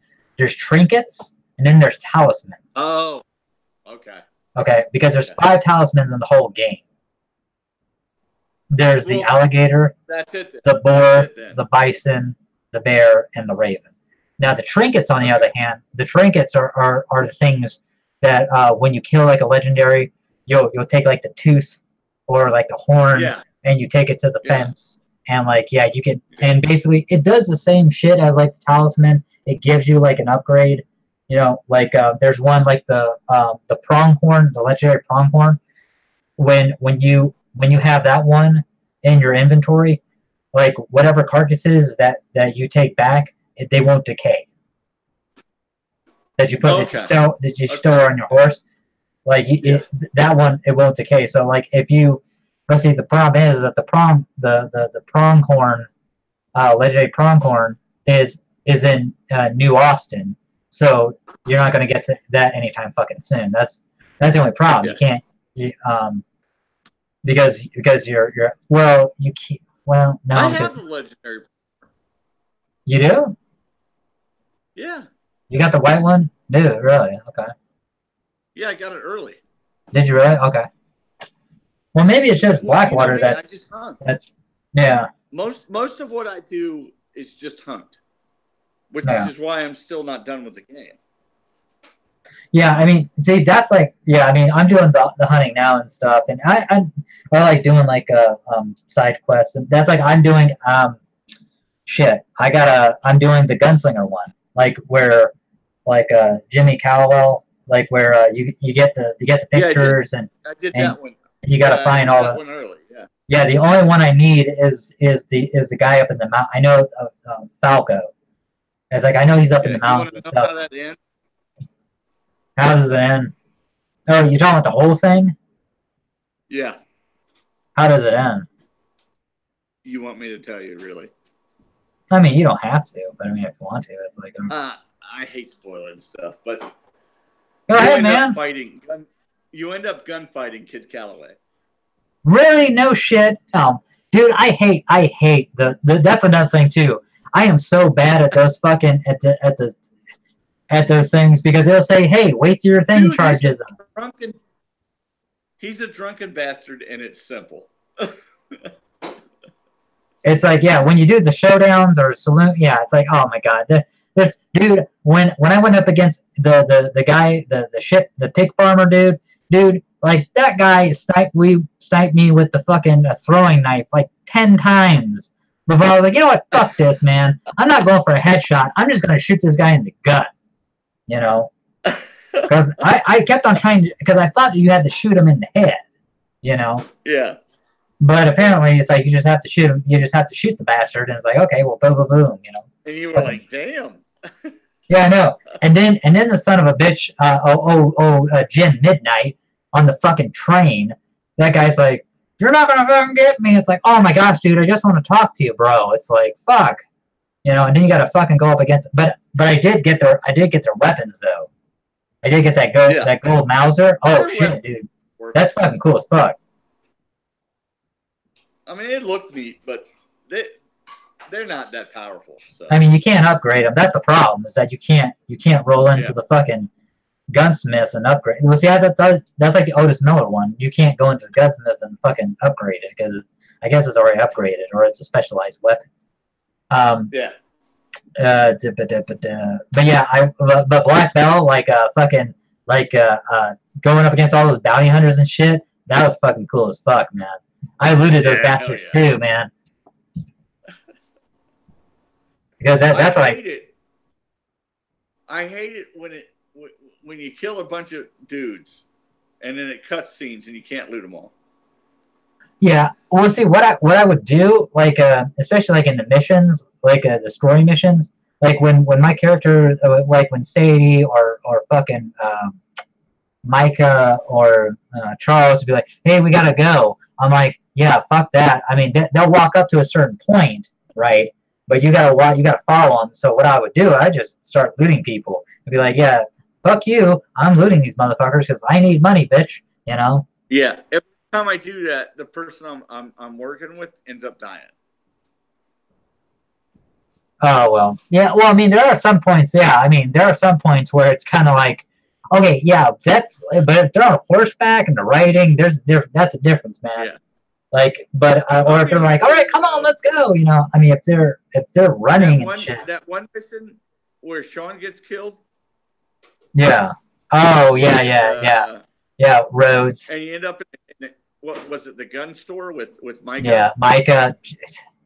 Yeah, that's I think they should have made it so that if Micah got killed, there was a parade.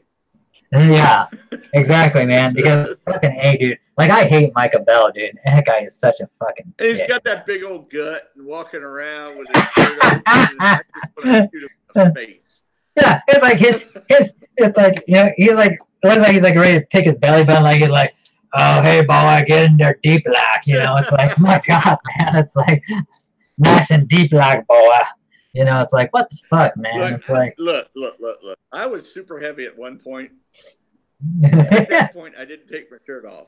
You know what I mean? Well, see, that's why I love. That's why I love when you're on Gorma, man. The dude has like his shirt half buttoned, like he's trying to fucking pose for Playgirl and shit. Like, you know, like he's like, well, damn. Like he's Burt Reynolds in the I know. It's like, I mean, he's a fucking bearskin rug. It's like, you know, out on the fucking beach, and there you go, Micah Bell in his fucking glory. Make a smile, Micah. Make a smile. Oh shit! That fucking bastard. Oh shit! Oh man. So we've gone over the. Oh yeah, we gone over Red Dead. We gone over Fallout controversy. I cannot, and good, just to put a nail in the coffin. Two things. I love the Fallout stuff. I think, man, if they focus more on, instead of online, if they do a single player campaign, I think everything will be white. You know, basically a clean slate again. Bad thing about Bethesda, they're all their products are glitchy as fuck, but this one is like really one of those where they could be fucking like in like legal trouble, like serious like legal trouble, and also too, like the thing about like Red Dead has already sold over 725 million copies so far. Yeah. Wow. Or $725 million, something like that. Some ridiculous amount, dude. I think it's $725 million. Yeah, I mean it's like 3/4 of a fucking $1 billion that it's already fucking made, man. And that was like the first 3 days when it was out. Now I don't fucking know, man. It's like it's probably up to like $1 billion. I mean, it's so fucking good. I'm gonna throw this out there. I'm a huge Fallout fan. Mm-hmm. I'm highly disappointed in what I've heard about the new Fallout game. And I think I'm a little concerned about this movement towards all online. I think it's a bad move for a lot of companies. They're not realizing, there's a big online movement and people like to play online, which is really cool. But campaigns are what keep the single player guy playing your fucking games. Yes. No one's going to buy your shitty game if it's all online. Exactly. They did that with Shadowrun. Shadowrun was an excellent property when it was a pencil and dice game back in the day. Mm-hmm. And then Sega and Nintendo had a role-playing game. Those which was good. Incredibly fun. Yeah, they were both great. And then they came out with Shadowrun for, what was it? I think Xbox 360. Xbox. Yeah. Or 360. And it was completely online. And it fucking bombed horribly. Why? Because they moved away from formula. They had no campaign. It wasn't an RPG. And they made it completely online. A lot of people, and I'm going to say this, older gamers especially comic fans that are gamers and don't want to play online fucking games. We play games, me included, to escape from reality, to get away from people, to play ourselves, to do something amazing, to enter another world that no one else is bothering us in. To get away from that and to steer away from that formula, you're cutting your own throat. You've got to have a campaign mode on top of an online mode. If you're going to have online, Red Dead Redemption had an incredible campaign mode, one of the best I've ever seen, and they have online. Do both. Don't be a cheap fucker, because it's going to kill you. It's going to slit your throat. You're just killing yourself. You're killing your business. People do not want solely online games. People just don't want them.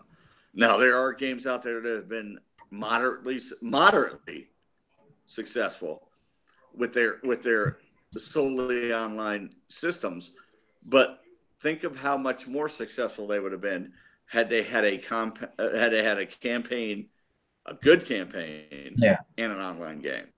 Well, I mean, and that's one of the problems too. Like, well, and start looking into co-op too instead of just strictly online co-op. There are a lot of friends that want to play games together and don't want to do the online shit. They just want to play co-op through missions. Well, see, that's like with Red Dead. Like you and I, like we can actually you, myself, Kelly, your daughter, your other buddy that you're going to be playing it with. Like we can all form a posse talking about together. My daughter.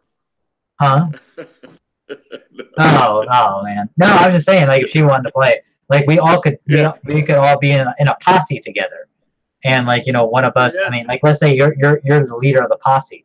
You know what I'm saying? And also too, like if what's cool about it is that okay, like let's say that you want to, let's say we want to rob a train, right? But like Kelly doesn't want to. Well, there's a voting system, so it's like the four of us outvote her, then we're gonna rob the fucking train. It's like that's the way it should be.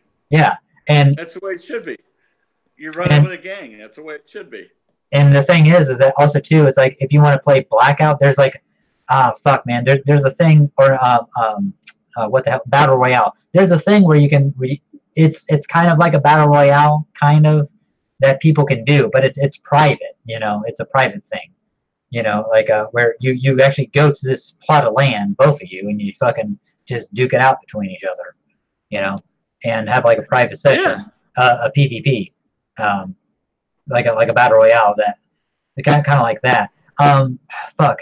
The technology is out there to include everything from campaign to co-op to PvP to totally online in every single game. Yeah, and but see, and like what you're talking about, because I'm agree with you on I'm a campaign person first. I am not thrilled with Call of Duty Black Ops 4 because they took the fucking campaign out of it. To me, I like the zombie stuff. Yeah, I mean, to me, it's like what you just said, man. Like I'm a casual video game person, okay? But when I play video games, I kind of just want to veg out. I kind of want to, do something to where it just kind of involves me. Now, Red Dead Online, on the other hand, I mean, it's a fucking online game. It's like, okay, hey, we're gonna set this block of time. We're gonna fucking do this shit. We're gonna be in a posse. But like Spider-Man, it's a campaign. Fucking Red Dead campaign. I mean, the best games out, other than goddamn Fortnite, because everybody plays that motherfucker, has been single-player campaigns. And the best game so far, in my personal fucking opinion, has been Red Dead Redemption. And I didn't really think I was going to like it. I actually thought it was over fucking hyped at first, Like, I was like, I don't understand this shit. It's a fucking Western. It's like, and basically, and the thing is that I was like, oh, shit, man. It is a top-notch, character-driven game that you care about. Exactly. You care about the characters. I can't express enough how important it is for characters to be written so well that you don't want to stop playing them.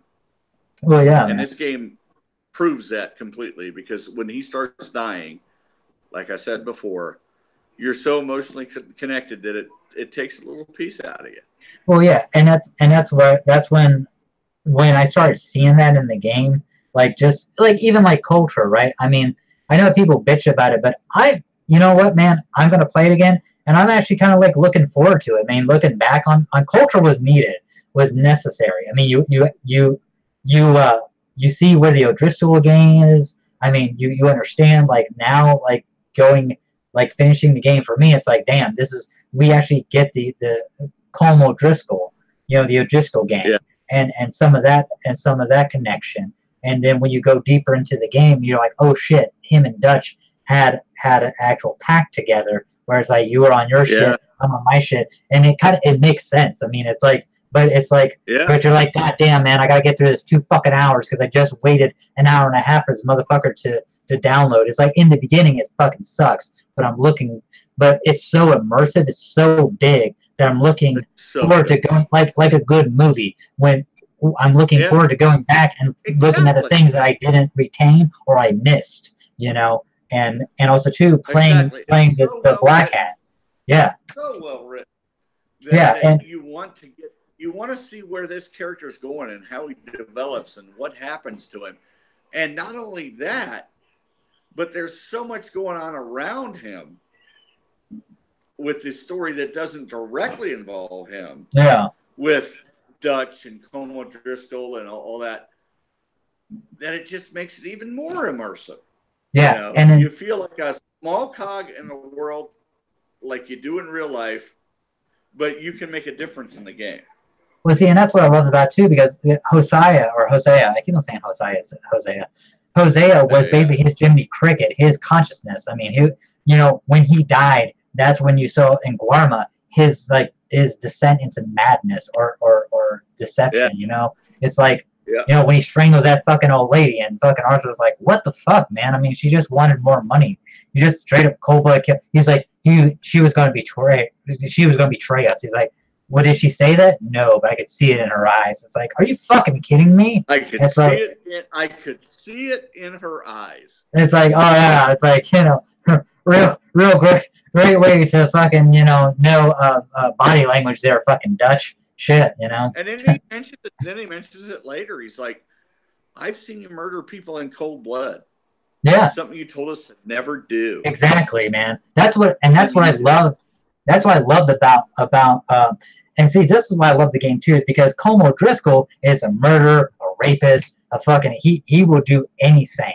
You know what I'm saying? Because it is his, because the meek shall inherit the fucking earth. I mean, the survival of the fittest in his fucking world, you know. But in Dutch and the Vanderlyn gang, you know, they're like, no, we want to live free men. That's like, I was so fucking sad, and when Lenny died, man, on the rooftop, when you're like running and shit, and then the dude just gets capped out of fucking nowhere, I was like, oh shit. And because I really liked Lenny. Lenny was cool, was a cool fucking character.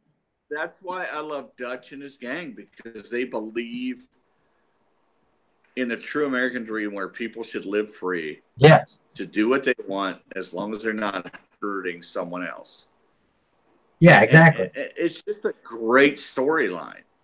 And you want to follow him. I don't know who did the voice acting on Dutch. It's the same. Phenomenal. It's the same. The guy who did the voice acting for Dutch and John Marston in this one is the same one from Red Dead Redemption 1. Really? Same actors, yep. Same two actors. Wow. And also too, I don't know how true this is. This is rumor mill, but I hear that they're doing a remastered Red Dead Redemption 1 for the PS4. Oh, I hope so.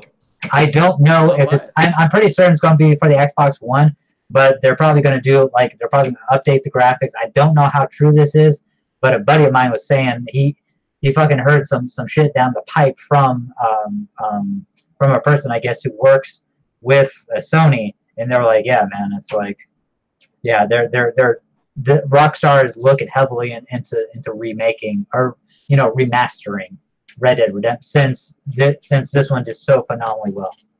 So hopefully it won't take 7 fucking years. I mean, hopefully it'll be like a year or 2. But yeah, but yeah, man. But if you don't mind, we'll get into one last topic, man. I know we've been running for a minute here. Crimes of Grindelwald, Grindelwald, and because apparently the dude's Austrian, and like they say Grindelwald instead of Wald. But I saw it. I love the. Oh, you sent an attachment! Yay! But my penis. Check it out. Oh, really? Okay. Well, in that case, it's very tempting. Grab a magnifying. Oh, there you go. Fucking ready for Santa Claus.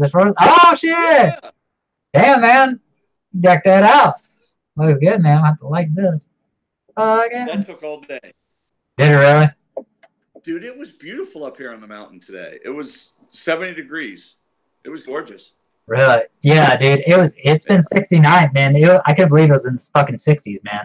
Like I went out to 69, dude. Well, see, I went out to Kingsport, man. I went to Dwayne's World because I had to had a couple of things that I ordered from there, and dude, I drove with the windows down, man. It was so fucking beautiful, man. And it was just Dwayne's clear World, sky. let's give them a shout out. They're a great shop. I love Dwayne's World. Yeah, Dwayne's World in Kingsport, Tennessee. Dwayne and Cameron, great people, beautiful people, great guys. You know, if you ever get a chance, please go in there. They have action figures, the Warhammer, the Dungeons and Dragons, D&D, Shadowrun. They have the books for fucking Shadowrun. They have comic books, collectibles, trade paperbacks. I mean, I get all my Spider-Man trade paperbacks from them, so I can catch up on Spider-Man because I great shop. Yeah, it's a beautiful shop, very spacious. Let's not forget the shop that we go to all the time. Oh, Mountain Empire Comics. Mountain Empire Comics. They have just moved locations. They are in a new location, which is right in front of the AMC 14 movie theater in John C. Basically in that shopping center. It's like 2 doors down from like Plato's Closet. So great people. Yeah. Diana Simpson, her husband, Derek, Robert Kilk, her father. Yeah. They just moved, so it's going to take them a little time to get everything. I helped them move a little bit yesterday, which was kind of a joyous occasion. I think I did maybe 20 minutes of manual labor. I think I did more talking than moving, but but they're sweet people. They're great people. They treat us well, and they will. They plan on opening up a game night that we will host. Yeah, and that's be really cool. Yeah, thank you for reminding me. I talked with Diana, and because she's all about it, she just basically like it may be, I don't know if she said after the holidays or just like until they can get everything situated. So I don't know how long it's going to take for them to get everything situated. Yeah. But they basically said we could do it in one of the back rooms. So because I mean. There's like a back there's like multiple back rooms there, so we can actually do like they're gonna have like gaming in one area, video games in another area. I mean it's basically that's if you ever been like G2K, it's like G2K but with multiple fucking rooms. I mean they have one big room. We might be able to start filming there. I know, that's what I'm saying. It's like, like I'll and just like I'll bring my rig not just games or video games, but just sit in the shop and talk. Yeah. Well, yeah, that's what I was thinking too. It's like see what they think and yeah. Like see, like what I'll do is that I'll bring my rig. Like I'll bring because the only thing I need is my fucking tower, my camera, the mic and shit. We'll probably have to get another mic too for you. But yeah. For who? For you. Oh, well, you have your phone. That's right. Okay. Well, yeah. Well, yeah, we'll work out the details. Yeah, I mean, that's not important. I could jazz in, yeah. Yeah. Oh, that's what I'm saying. It's like, and yeah. I mean, it'll be easy. It'll be easy setup. I'm just like, I'm totally overthinking it right now. I'm sorry. But yeah. Even if you just want to bring your whole rig, you could bring your phone. That's what I'm. Oh, okay. Well, yeah, that's true. Yeah. See, I just gotta. I need a fucking download. I'll probably have you help me with the app, trying to put the fucking. I know you and Jimmy that one time. All three of us tried. You guys were like trying to figure out what the fuck is going. I'd love to have Jimmy on here more. I would too, man. He's a funny yeah. I would love to have like his opinion on stuff, and it's like have his guests come in and all that jazz. His dry humor just cracks me up. Oh yeah, man. He's such a good dude. Just his matter of fact statements about stuff. I just die. I know that's why I've been wanting to get him on more, man. I know that he's a busy dude, man. He has a busy schedule, man. But yeah, dude, we'll iron everything out, man. But yeah, like I'm thinking it's probably gonna be more towards probably after the new year. but Yeah. I'm pretty certain what we can do at least we can talk with Diana, get where we can set up, where we can. It's like okay, and then first of the year, boom, off to the races, and then maybe have like a New Year we can make it, live stream or something, or New Year week live stream or something. Yeah, if we want to go out there once a week, get a show out there once a week, no reason why we can't. Yeah, exactly. It'd be fun. I'm totally down, man. I mean, just see, to link up and our customers, get to see, Diana, get to see Derek, and we get to see where my book is sold. My book. Exactly. Well, you have multiple places, man. You have my books. Yeah, your book, plural, man. Fucking Tripping Over Reality. Fucking Blaze of Glory and fucking Tripping Over Reality 1. But yeah, man. Let's see. Okay, so the final topic. I know you haven't seen Crimes of Grindelwald yet. Have you seen the first Fantastic Beasts? You haven't seen the first Fantastic Beasts? I did not see it. And you're gonna hate me for this. No, you're good, man. Harry Potter fan. Okay. I'm not either, because I will tell you this. I always found it to be a ripoff of DC's Books of Magic. Really? Okay. Tim Hunter. Harry Potter is Tim Hunter. Oh, really? Okay. From DC's Books of Magic. I don't know if you ever read Books of Magic. Mm-hmm. Came out a few years before Harry Potter. Tim Hunter was destined to be the greatest wizard in the world, the greatest sorcerer in the world. The Trenchcoat Brigade, which consisted of Constantine, Mystery, and I believe Phantom Stranger, I can't remember, it's been a while since I read it, were tasked to guide him through the worlds of magic. Well, Tim Hunter had an owl, and he was a British kid, and he wore glasses. So he was basically everything that, and I'm not saying that J.K. Rowling took from that. Took him, because I mean, let's face it, things like this happen.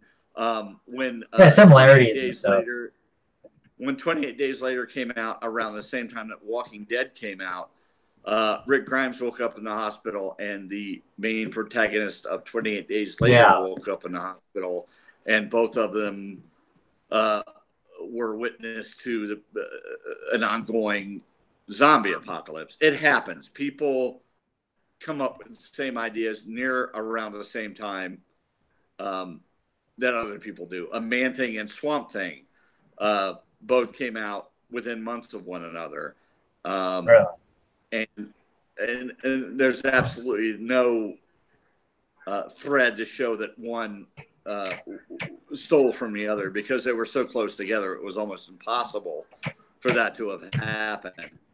But I've just not been a big fan of Harry Potter. I'm not, and maybe it's because it's too young for me. I don't know. No, I mean, I'm there with you. Okay, so I never grew up with Harry Potter, because that was like after my shit, man. I grew up with like Robotech, Thundercats, fucking G.I. Joe, stuff like that. Okay, so, and also too, I have older brothers, so like they were born in the fucking 70s, so I grew up with their shit too. I grew up with Billy Idol and fucking Sex Pistols, who else? Duran Duran, New Wave and all the synths and all that shit.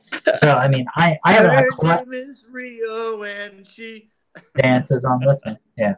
Hey man, dude, that's a great fucking song. Hey, I love The Chauffeur, man, by them. It's fucking great, man. That's like my favorite song. I'm gonna get shit from my metal friends, but because I was a metalhead growing up. Mm-hmm. But Duran Duran redefined new wave music. Dude. For American. Yeah, I love Duran Duran. Fuck yeah, man. Dude, like Rio, the whole fucking album is great, man. I mean, fucking from start to finish. I mean, it's good. I mean, even the shit that they don't play, man, like "Lonely in Your Nightmares." What else? Oh, yeah. New Religion. I love that song. If you like Wiener. Yeah, exactly. But no, like I'm I'm not big into Harry Potter. Like, dude, I give zero fucks about Harry Potter. Harry Potter to me, I mean, I've seen the movie. I've seen zero fucks are given for Harry Potter. Zero. Let me tell you, Harry Potter is my least favorite character. I don't give a fuck about that little British shit. Okay, the only person that I give two fucking titty fucks about is Albus Dumbledore, because that is the guy. What? 2 titty fucks. I only give 2 titty fucks. What's up? Oh, well, I can say the only person I give 2 rat titty fucks about is Albus Dumbledore. Oh yeah, dude. I bring out fucking like Dick Smoke and like, you know, what's up, man? Hard-ons and hand grenades, man. Or hand grenades and hard-on, man. You know, it's like Oh, shoot. I mean, hey man, that's military jargon for you, man. It's like, you know. So, but the thing, okay, so getting back, the thing about it is that I don't, the one movie that I say this to everyone, the one movie out of the Harry Potter stuff that I least hate the most, it's Deathly Hallows Part 1, because it actually goes into a lore that I like. It talks about the Deathly Hallows, which are 3, there's the Elder Wand, there's the Resurrection Stone, and then there's the Cloak of Invisibility. And the thing is that and so I like that because of the aspects of the lore. Now, the Fantastic Beasts, on the other hand, it's set 70 years before the events of Harry Potter, but it's basically Harry Potter for grown-ups. Like I own the first okay. Fantastic Beasts. I'll let you borrow it, man. It's really fucking good. Now, I will say that the new one is better than the first one, because like Jude Law plays Albus Dumbledore. Like they say younger, but he's fucking middle aged. Like when Albus Dumbledore died, the guy was 120 years old, and he looked like he was fucking 60. Yeah, I mean. So he's like Stan Lee. Yeah, pretty much. I mean, you know, God rest his soul. You know. God rest his soul. Because I know that he passed, you know, like what was it, like a week ago, you know. Yeah. And but yeah, man. Talk about it. What's up? And we haven't had a chance to talk about it, dude. Yeah, I mean, fuck, man. I mean, I saw that, man. I saw the Stan Lee thing, and I was like, are you fucking kidding me? Really? Stan Lee's dead? I mean, It broke my heart. And we'll go back to Dumbledore. Yeah. But it happened the same week that my brother died. So I was at my brother's funeral, and I come out, and I find out that Stan Lee had died. So I'm like, oh, Jesus. Could this week get any worse? You know? Yeah. You know, and what you know, and I love Stan Lee. He's a great man, but yeah. People forget Julius Schwartz.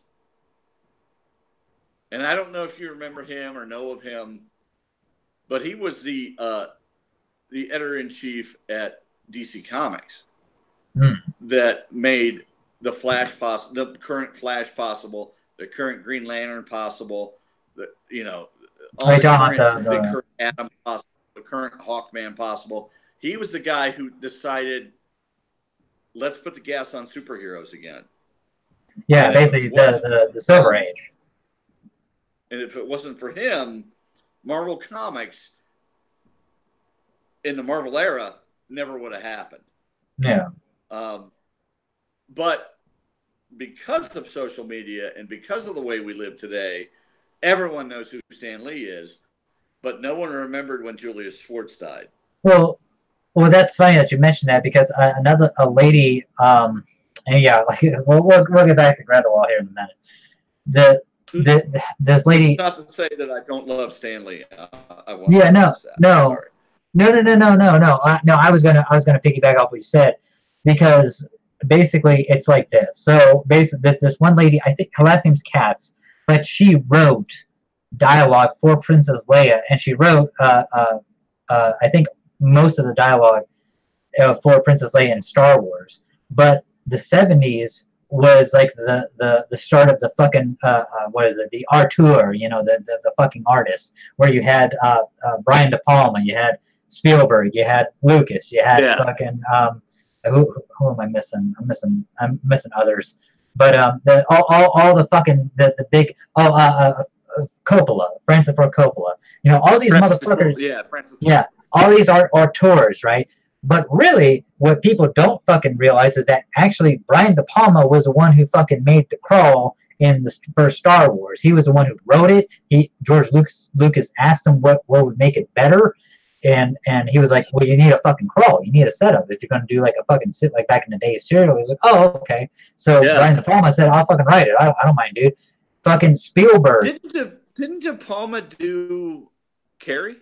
Yeah. The first one with the fucking Barbarino, John Travolta. Yeah, I mean, he did Scarface, man. One of my fucking favorite movies, man. Great film. Yeah. The remake, which is basically, I mean, it's, you know, which everyone doesn't know, like the Scarface that was made in 1980 with fucking Al Pacino. That's the name. You know, yeah. That's a remake of the yeah, there you go. Yeah. That's a remake of James Cagney fucking Scarface. Yeah, you dirty rats. Let me tell you. Yeah. Yeah, I mean, it's like, everyone fucking thinks that because everyone's getting all, because everyone gets in a huff about fucking Huffy Puffy about them remaking Scarface. And it's like, well, motherfucker, you do realize that the one from the 80s, from 81 or 80, that was fucking a remake of the fucking one from like fucking 30s. I mean, come on, man. It's like, you know, I mean, it's a phenomenal one, and I really don't want them to remake it again, but holy shit. But yeah, I mean, but that's the thing though, is you had all these people like helping out one another, you know what I'm saying? And that's the thing about Lucas is like, you know, Lucas had all the, like Steven Spielberg fucking produced fucking Star Wars. You know, you had all these people, Francis Ford Coppola helped out with fucking Star Wars, and vice versa. You know, like Lucas helped out with Coppola, fucking helped out with Spielberg and De Palma. You know, it's like it wasn't just one fucking person. They all fucking helped out each other. That's what's fucked up. You had it on a smaller scale with guys like Toby Hooper and Chain of Master, yeah. And the guy who made oh shit, my brain's locking up. No, you're good, man. The Hills Have Eyes. Oh fuck yeah, the first one, yeah. Oh fuck, I can't remember. I heard the name. I heard the name a day ago. Anyway, but you had those guys crossing over stuff all the time. Even in, I think it's Evil Dead. You see a Hills Have Eyes poster. Oh really? In the shack, but I can't. In the shed, I can't remember. There's one of the movies that has a poster, and I recall seeing it. And being like, wow, well, that's a nice homage to another creator, you know. Yeah. And they did that all the time in the 70s and 80s. Creators were always referencing other creators, and I would love to see that happen again, you know. Yeah, I mean, it definitely needs a fucking resurgence, because I do not like it when people say, oh, that they're fucking taking off from them, or they're fucking stealing from them, or like, no, motherfucker, it's like, you do realize that these people like working, it's like when what was it, like back in the day, like we were just talking about with DC and Marvel, like those motherfuckers, dudes from DC would talk with people from Marvel. They were best fucking friends. They were just on the other side of the fucking street. They would have fucking tea and crumpets and fucking lunch together. You know, and then whatchamacallit be like, hey, I'm working on this. Well, maybe you can work on this. And so they would piggyback off each other. You know what I'm saying? It's like, you know, I mean, that's how it was back in the day. To tell the truth to all the Marvel fanboys out there, which is not to say I don't love Marvel, because I do, but Marvel would not exist were it not for DC. Yeah. Mainly because at one point, Marvel was using DC's printers. Yeah, that's why they were so limited. They were only allowed to print a certain amount of books per month through DC's printers. Yeah, that's why you have like Amazing Fantasy, which is why they would cancel a series and bring a new series on, And Marvel was on the ropes for quite a long time, and if it weren't for DC, they would have gone under. Exactly. So I think it was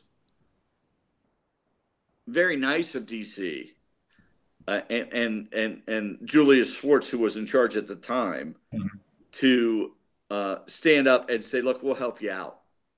Yeah. And if because had he not done that, these incredible books that we see that came out after that, Fantastic Four, the Hulk, so on and so forth, would have failed. Yeah, they would have fallen by the wayside because they didn't have a printer. so I think that that Marvel fandom, which seems to be a rival bunch of groups of people that just.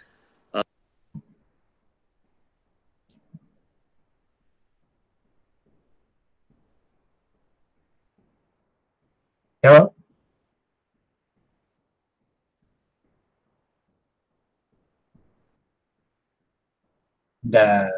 Chris, you there? Chris? You there, buddy? Oh, fuck. Shit. Hold on, people.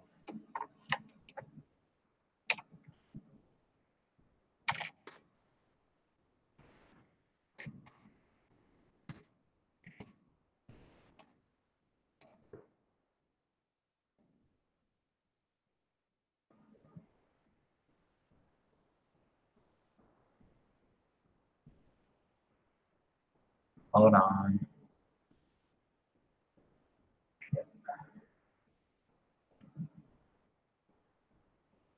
I know.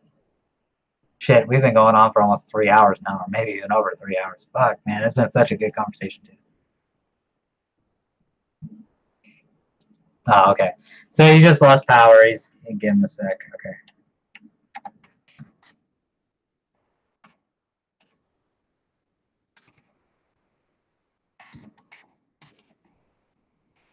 You're signing no. Okay, that's total. Cool, no worries.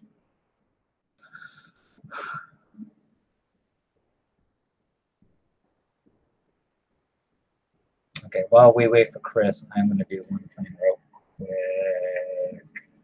I'll be right back. I got to check on one thing.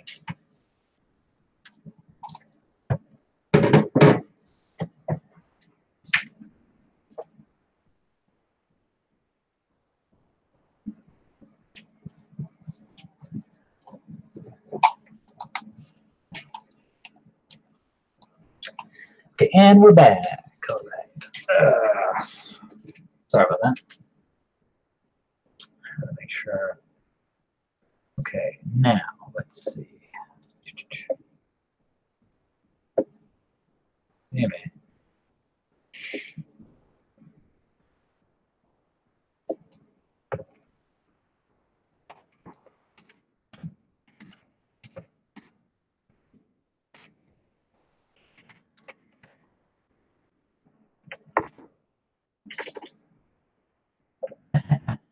All right.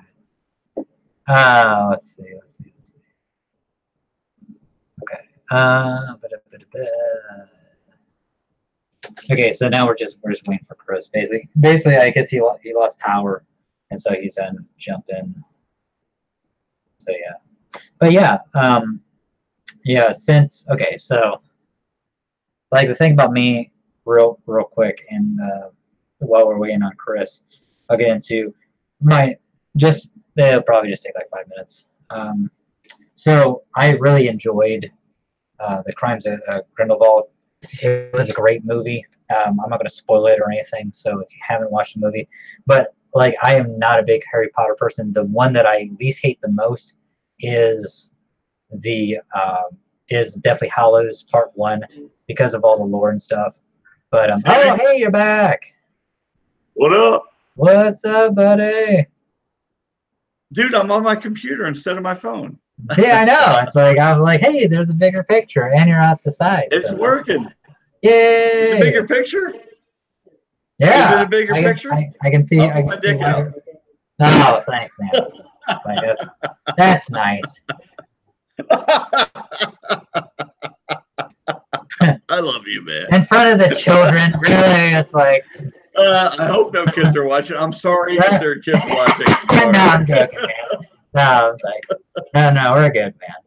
No, it's like, I love you too, man. Well, thanks, buddy. It's like, yeah, man, I love you too. Aww. Anyway, back to where I was talking. You know, people need to pay respect to DC. That's right, bitch. As distasteful as it might be to them, if it weren't for DC, Marvel would not exist. Period. Starting with, you know, them coming up with superheroes, DC, all the way to them printing Marvel books. So, yeah, they had a hand the whole time. Well, yeah. Well, I mean, and that's the thing too about like DC. I mean, there was a point where DC had a chance to buy out Marvel at one fucking point, and then vice versa too. I mean, like, before Warner Brothers bought DC, fucking Marvel had a chance to buy DC, and they're like, no. It's like, but also too, I mean, that's honestly, man, I think it's better that way, where one doesn't have control of all of it. Because it's just kind of like, I mean, because DC even said that, listen, look, if we bought Marvel, we would only put out like 6 books, you know, like if we bought Spider-Man and X-Men, like it would be like 1 fucking X-Men book, you know, not 20 of them. You know, we may do like an Avengers or Captain America. Which I would really have no complaint about 1 X-Men book or 1 Avengers book or 1 Justice League book or 1. I'm tired of this oversaturation, and I sound like an old fart because I am, of these books, because what makes them special is the fact that there's one. You know, the fact that there was one Spider-Man made him special. I'm fine with 2 Spider-Men. I'm fine with Miles Morales because he's from another dimension. But when you do 90 fucking Spider-Men, it dilutes the pool, and it makes you not appreciate the specialness of who Spider-Man is. When you had Superman, and they started doing a super dog, a super cow, a super fucking snail, it dilutes the specialness of the character that was there. Yeah. So you'll never see me in my novels make 17 fucking American flags, 30 fucking primordials. It's never going to happen. Well, I will, because it takes away from the specialness that you've created. Well, I will, and it dilutes the stew. I will say, I will give a little bit of pushback on this, and because you are correct that it does dilute it a bit. But, like, I will say, like, if you have a Peter, what dilutes it to me is, like, when you have a Peter Parker in every goddamn fucking, in every, every world, every Earth, like, you know, as Spider-Man, that's what, to me, dilutes it. But when you have, like, Earth 1 Spider-Man is Peter Parker, Earth 0 is Miles Morales, because Miles Morales, even though he has spider powers or has similar spider powers, but not the same, he has his own trials and tribulations that he has to go through. He has to understand what was it? I agree. Power comes to, just like Spider-Gwen does in her Earth 65. You know what I'm saying? So they all have to learn that lesson.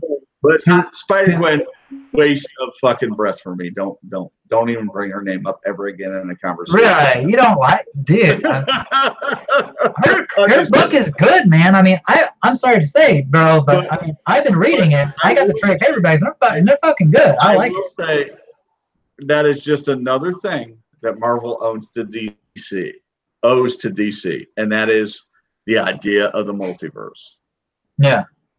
Because without DC's multiverse, Marvel would have never chimed in.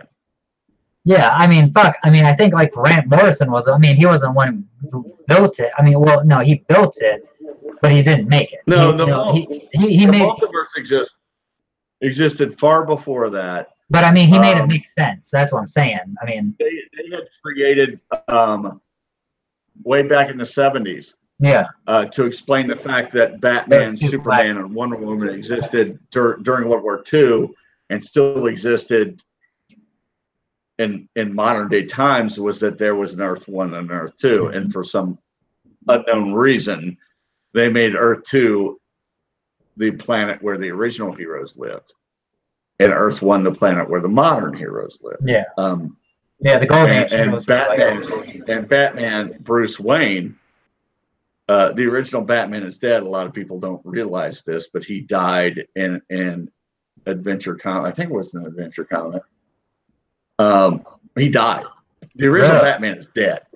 Yeah, but no one realizes that. They had his funeral and everything. And he's never been back. But of course, they've relaunched the DC Universe 100 times since then. But they had started it there, and then they had the crisis happen to iron out a lot of the problems that they were having publishing books that they contradicted a lot of the things they were trying to go for. Yeah. So they had the crisis happen to streamline everything and put everything on one Earth, and that worked for a while, but within at least 6 months they fractured it. Like and then they tried to straighten it out again with 0 Hour, and that didn't work. And then what was it? Infinite Crisis. Yeah. It came out as a book into Crisis on Infinite Earths, which splintered the multiverse again and allowed them to have more universes, which I think is more operable, even though it's a little chaotic, to have more Earths to work on than one Earth. It's more operable because you can tell more stories, even imaginary stories, and pretend they happen on another planet than to try to canon everything into one planet, which seemed to be a problem for them post-crisis. But back to the original point, Marvel owed that to them as well. The multiverse wouldn't exist in comics without DC Comics. And like I said before, Marvel seems to be running about 15, 20 years behind DC in their issues or problems or events that happen. You know what I mean? Yeah. I mean, well, I will say this, man. Like one of the comic books that I read that I really liked was Grant Morrison and Liam Sharp's Multiversity.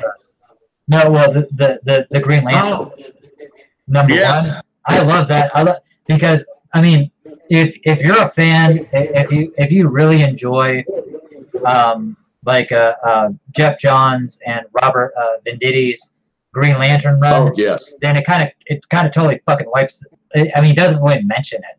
It's just kind of like, okay, here's Hal Jordan. My favorite Green Lantern, John Stewart, hasn't even fucking shown up yet. And I don't really give two fucking pisses about Hal Jordan, really, because I'm just. I love Hal Jordan. I'm not really into the character. I'll kick you in the balls.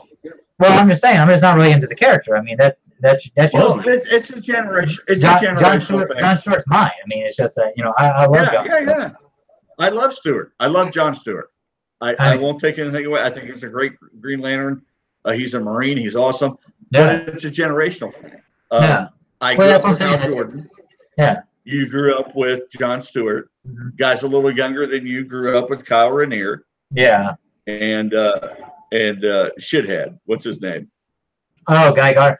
Hey, I like Guy Gardner. I like Guy Gardner as a Red Lantern, though. I don't like him as Green Lantern. Oh, Red Lantern, Guy Gardner.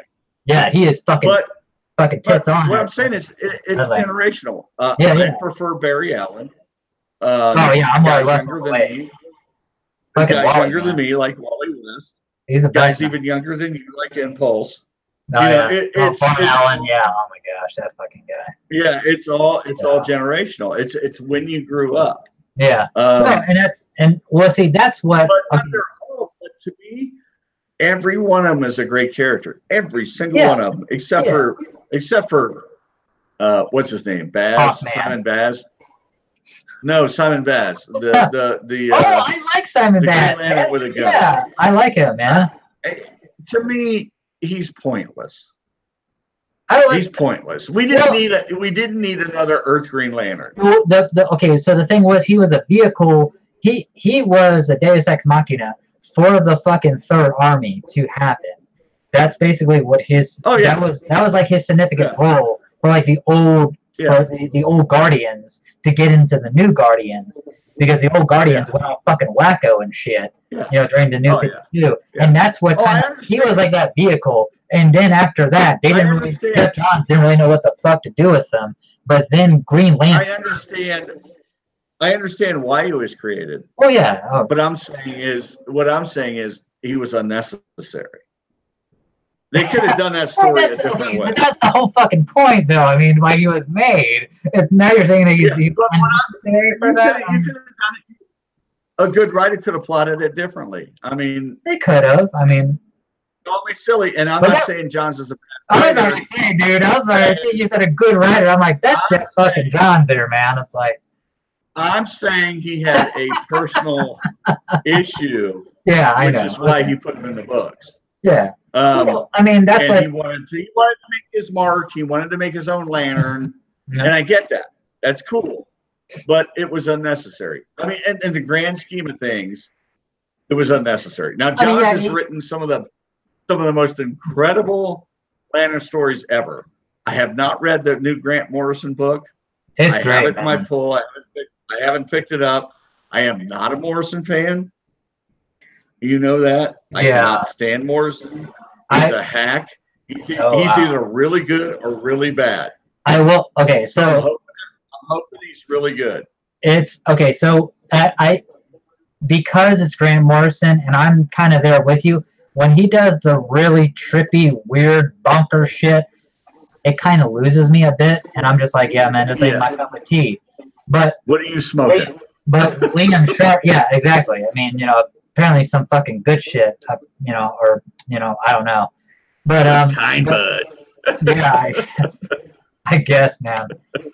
But the thing is, like, with Liam Sharp's style and his like trippy fuckingness writing, but it's kind of more grounded, which is kind of cool. I mean, they just gel together really well, man. They mesh together, and I know it's only one fucking book so far. I'm really looking forward to the next one. I think John Stewart actually shows up later on in the series, because in the back of the book, I have seen some art from it, and I really like it. I love the art. I will say this: if the art goes with the storyline, I'll be very happy. I'm not a big fan. Like, see, I got the variant cover of the first issue. I am not a big fan of that of the first cover that Liam Sharp did. Hal Jordan just kind of looks crazy because the guy has like fucking like roided out fucking biceps and triceps, and he just looks looks improportionate. That's ridiculous. Yeah, I mean, dude, man. I mean, the guy looks fucking weird. I mean, he has like a tiny fucking waist with like uber fucking big ass like forearms. Like, it was like fucking. Oh, we like feeling it. Yeah, that's what I'm saying. It's like, yeah, it look.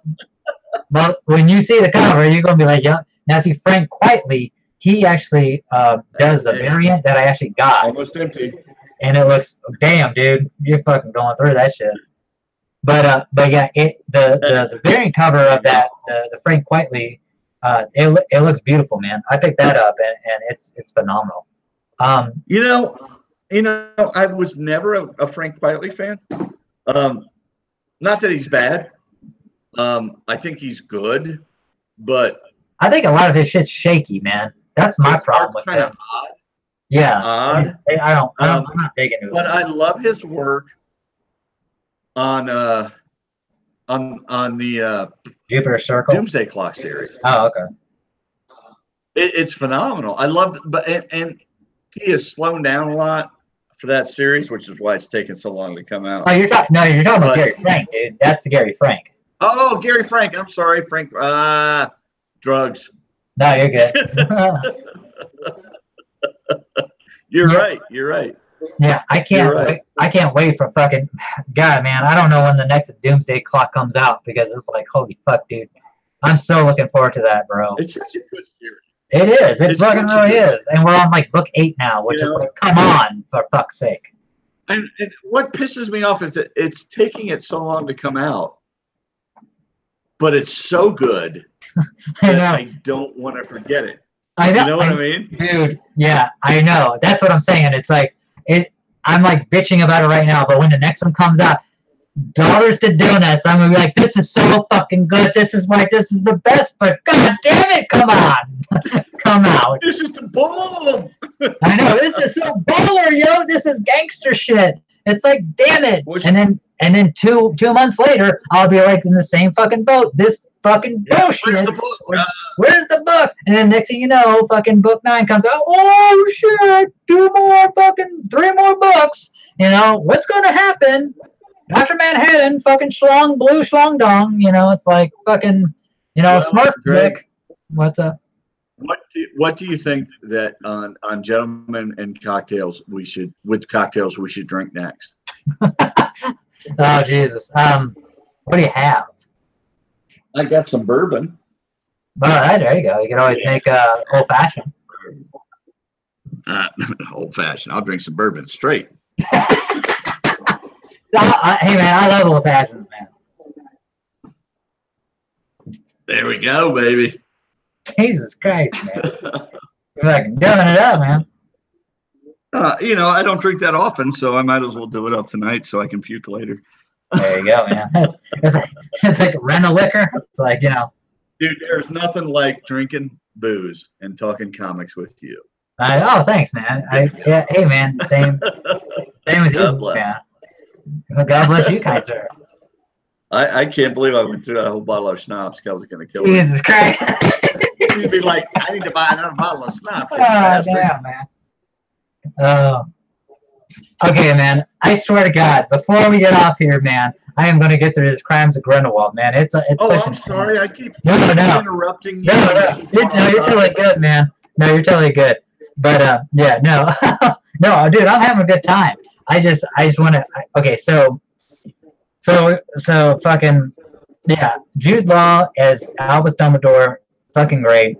I think that he's the best, like, character to me of the whole fucking series. The thing about Newt Scamander, right? And he's the guy that's, oh shit, okay, there's like an echo going on your end. Oh, is there? I don't hear it. Or is it It's me? just me in here. Okay. Hold on. Okay. Let me try that. But yeah, I think it was because my sensitivity was up. Okay, yeah, okay, it's gone now. Sorry. So Newt Scamander is your POV character. What the? Oh, Jesus. Thanks, man.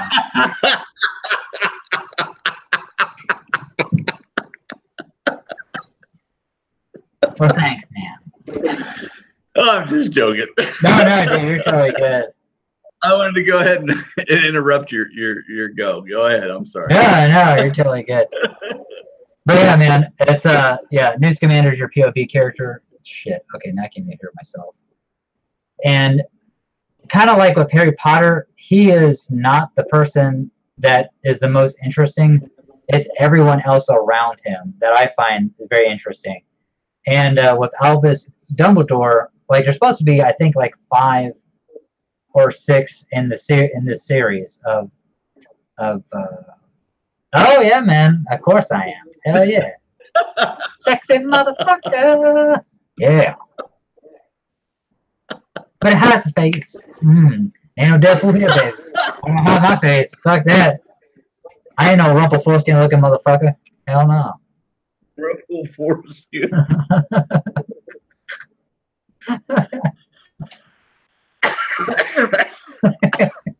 I'm sorry. But... No, you're good, man. Oh shit. But yeah, man. TV. It's like I'm a lunga. Arthur Morgan. I know, it's like, but no, man. But yeah, it's like it's really good. It adds to the story. It adds to the lore. it really, there is like a twist ending to it, which a lot of the fuck, what are they called? I want to say potheads, but that's not right. Potterheads. That's what they're called. The Potterheads will get really upset about. Me, I'm just kind of like there enjoying the fucking ride and just enjoying the story. And then what's cool is that J.K. Rowling is the one who's actually writing these for screenplay and the fucking books. So it's like, it's her fucking telling of the story. And Johnny Depp, man, as Grindelwald actually is really fucking good. I mean, I really enjoyed, make a bless you. I really enjoyed his portrayal of the character. There's a complexity of the character because he actually is a very smooth talking person, and you kind of empathize with him on certain things, and you're kind of like, yeah, I can actually see it his way and stuff like that. So yeah, I thoroughly enjoyed the movie. I implore everybody to see it. I mean, if you get a chance, man. Like I said, man, I'll let you borrow the first one, man. So, how are the effects? They're great, man. Like, they're fucking phenomenal. Like the beasts. I mean, they're not as many as the first one, which is kind of cool. But yeah, the wizarding battles that they have in it, they're phenomenal, man. Like I totally enjoyed the movie. Well, the fact that so many Potter fans are complaining, and J.K. Rowling's writing the script, as an author, that upsets me because they need to really appreciate the fact that she's going over it. She doesn't have to write these books or these stories or these screenplays. She's a millionaire. And the fact that she's continuing the story in the way that she sees these stories will continue or prequel to, the fans should accept. No question. Yeah. Because she's the creator of the characters. Yeah. And I think we've come to an age where fans just like to bitch. Yeah. You know what I mean? No, I do. A lot of the times for no reason. A lot of the times it's understandable. I mean, some of the Star Wars gripes, I understand. And of course, you and I didn't see eye to eye on the Han Solo film.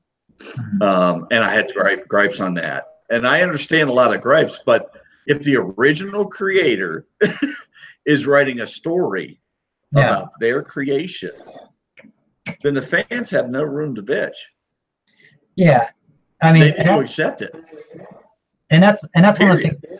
No, you're totally right. And that's the thing, like, where people are like, okay, well, this kind of contradicts this and this contradicts that. Like, and like I've seen like critics pan this movie, and I'm like, man, I really fucking enjoyed it. I mean, I really did. Like, I'm not that type of, and hand to God, I am not that type of person where I like something because others don't. That's not who I am. I like fucking stuff because I like it. I love Han Solo. Like, when I said I love Han Solo, I saw it 3 fucking times in a movie theater. I loved it.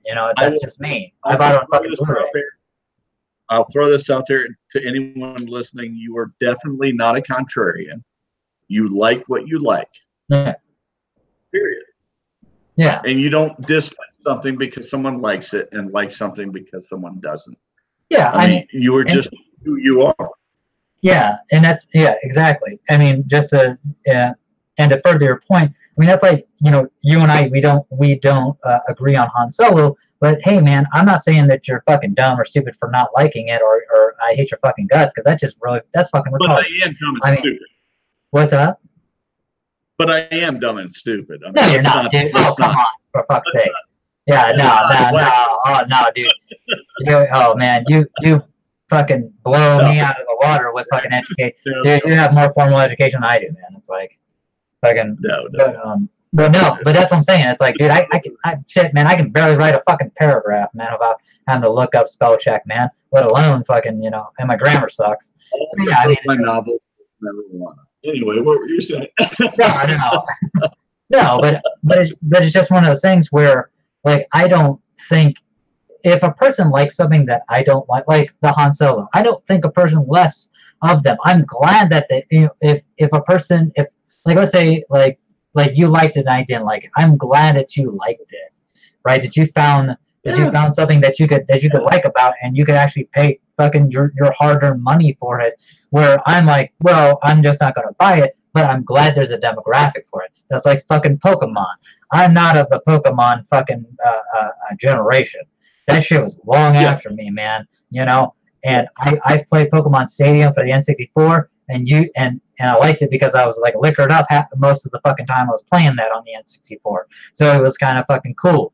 But I am not of that Pokemon generation. That ain't fucking me. I don't care about Pokemon, but I'm glad there's a fucking demographic for it. You know what I'm saying?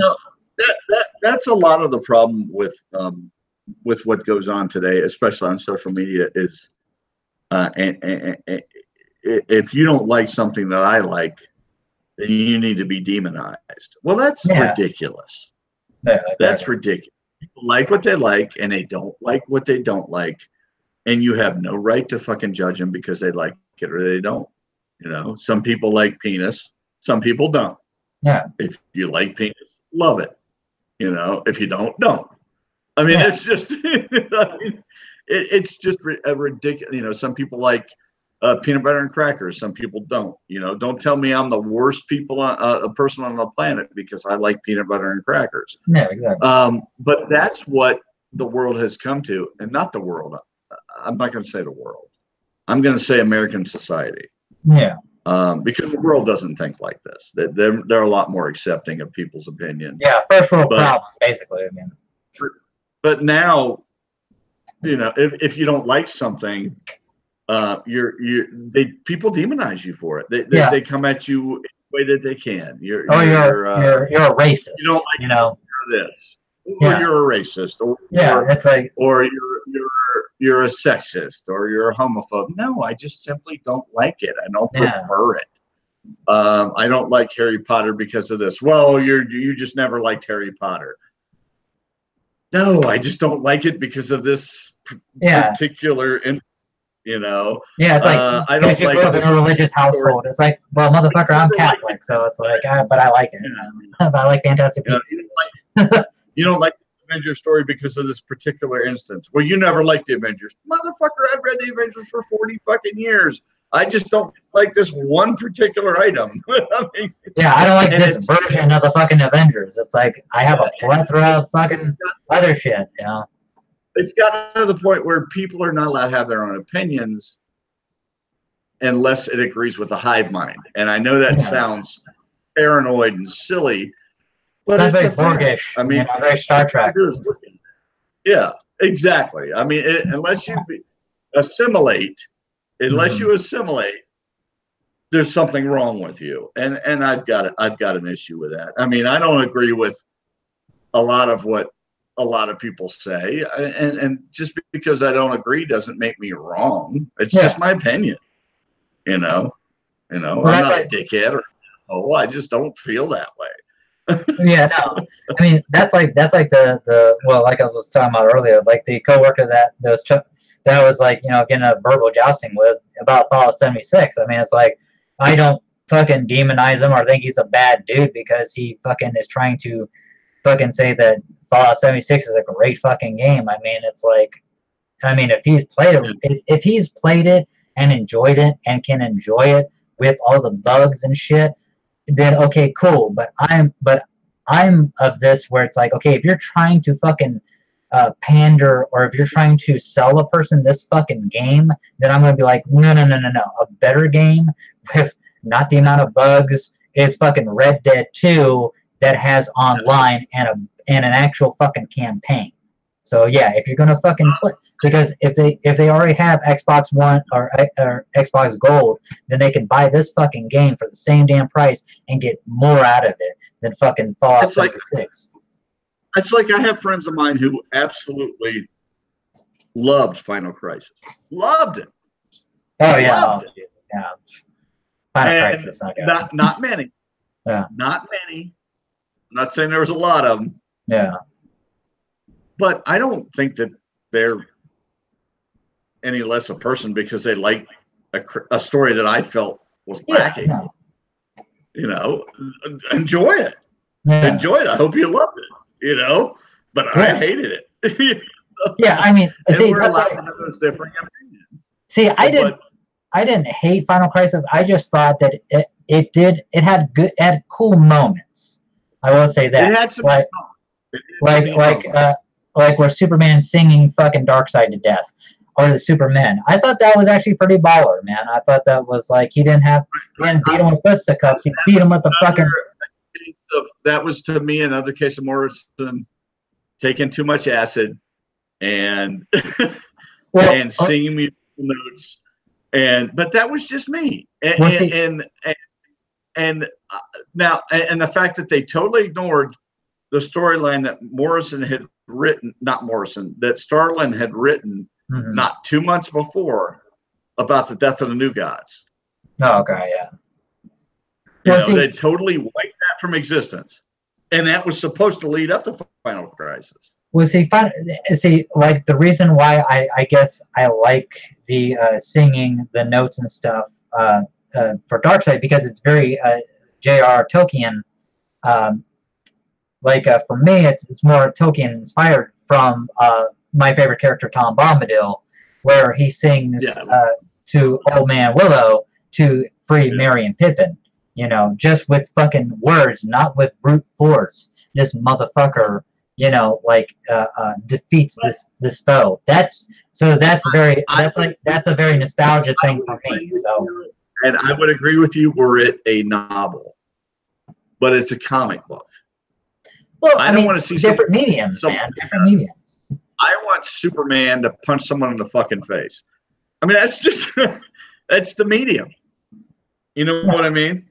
Well, I mean, different strokes for different folks. I mean, but that's the thing is like some people use comic book, like you can have Cape and Cow, or you can have like an indie, or you can have, it's like comic books. I agree. I agree with you 100%, but we're talking about Final Crisis for DC Comics. Well, yeah, but I mean, it was not some indie book, not some image book that's beautifully written with a lot of prose. We're talking about a DC fucking comic book. Yeah, I know, man, but it's just after a while, man, I can see like them like, okay, what's he gonna do? Fucking fight Darkseid with brute force? Well, damn, man, he already did that with fucking Doomsday. What else can we do? What's something new and improved that hasn't been done before? This fucking thing, we're singing him to death. Like I saw at a party, he should have whipped out a big rubber dick and broke his jaw with it. You're going down with the big red strong there, fucking Darkseid. Bam! I dick whipped you, motherfucker.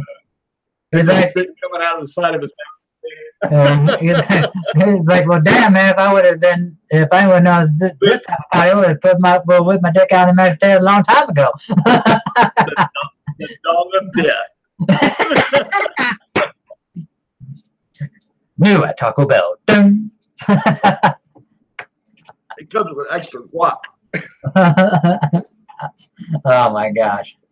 Oh man. But yeah. Woo!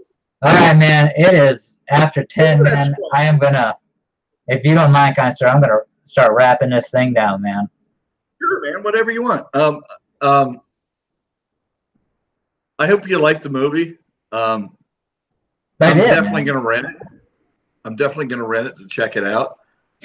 I haven't seen any post Harry Potter, so I would like to check it out. Yeah, man. I mean, I would love to hear your thoughts on it, man. Just like, even if you fucking like, dude, you're so totally wrong about this. This is fucking crap. I'm like, oh, okay, cool, man. I think I think for the most part we agree on things. Except for Han Solo, of course, but. No, I think that edit 4, I think my particular complaints you agreed with. Well, yeah. Like I mean, callbacks. Yeah, I mean, I think that I would have been. All I'm saying is, it was a good movie. Mm-hmm. It could have been better had they not done this, and this. And you agreed with the this, and this. There were way too many callbacks. I don't need 8,000 callbacks to the first fucking movie. It just doesn't need to happen. Well, okay, so like what? Okay, so I agree.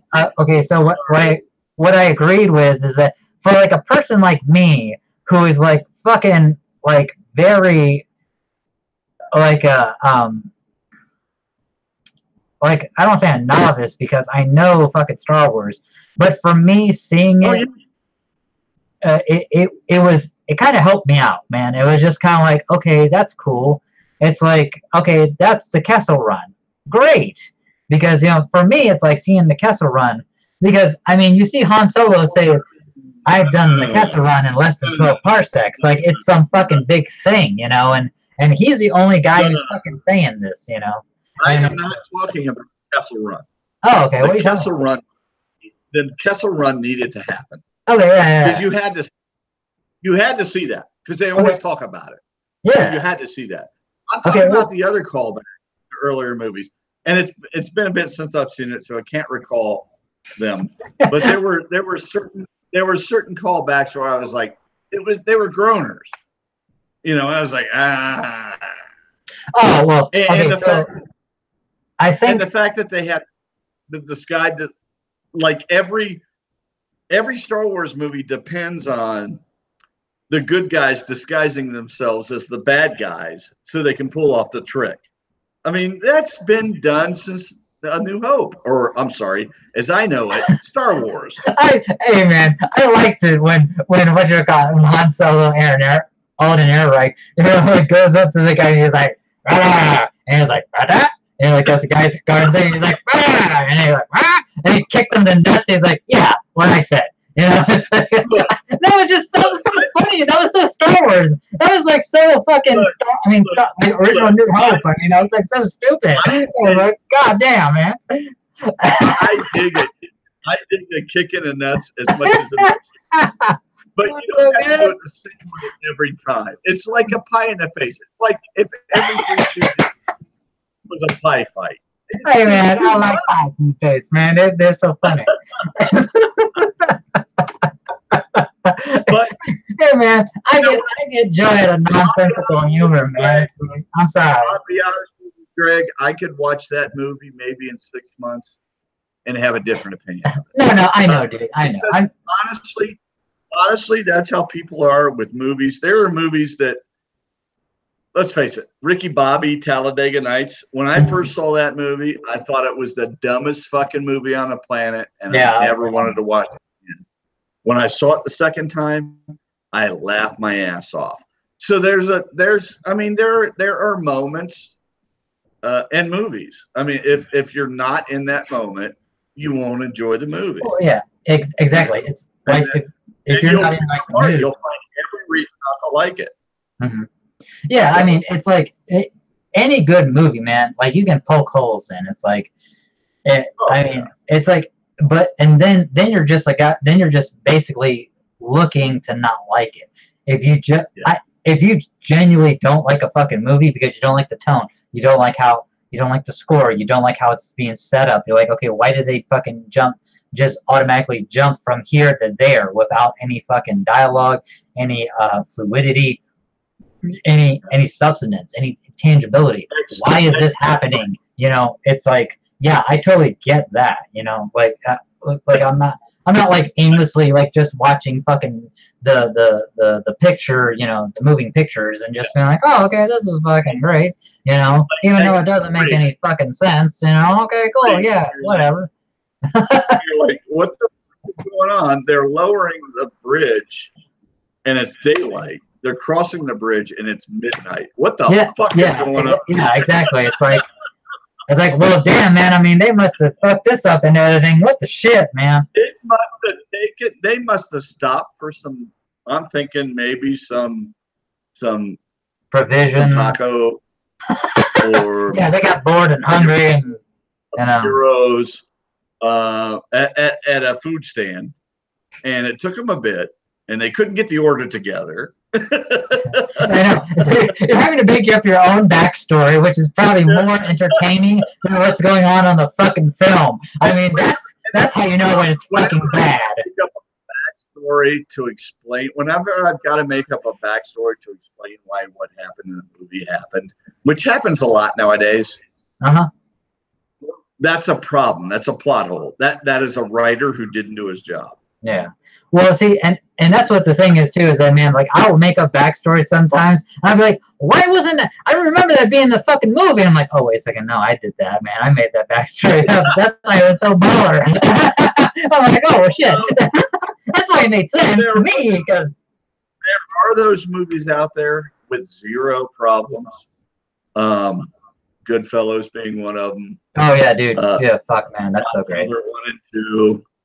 Yeah. I love the original Godfather, man. Like, the original God, that's my jam. Mafia films. Yeah. Oh, dude, yeah. Fuck yeah. Casino, man. I love Casino. Scarface, the remakes. Oh, yeah. Casino. My God. Casino, yeah, that is so. I love, dude, I love that movie. That's so empowering. Fuck, man. Casino. Heat. I love Heat. Stone is effing around with Joe Pesci. And that whole, the car blowing up. It's such a good movie. Yeah. That movie is solid. And it's based on a real character. Yeah, yeah. It is. And what the hell was his name? He was a Jewish mobster, wasn't he? Oh, you're thinking of Meyer Lansky. It wasn't him. No. It was a book. What's that? Who was it? I said it was Bugsy. Meyer Lansky is the guy you're thinking of. The Jewish mafia guy. Yeah. But no, it was actually basically, the guy was really Jewish, and yeah, he lived, or I don't know if he's dead now, but when what's his name? He probably is at this point, yeah. Yeah. When whatchamacallit, Scorsese, when he interviewed him, and so did Robert De Niro too, to get like his mannerisms and stuff, like, he was living in fucking Florida and shit, and, really? Yeah. Yeah, there's like a fucking, I think it's on the special edition of Casino, because I have the DVD, okay, because I love that fucking movie, man. And it's so good, because I think it's a 2-disc set, the one that I got, and one of the special features is actually, but they don't say his name or anything, because basically, they don't want to give they don't want to give who he was, but he basically said that, hey, I will meet you here or at my home or whatever, from this time to this time. And it was sessions, like one ran for like 1, another ran for 2, one of them was Martin Scorsese, another one was Robert De Niro. I think one of them, they both sat down with the guy. But yeah, I mean, that's what the character,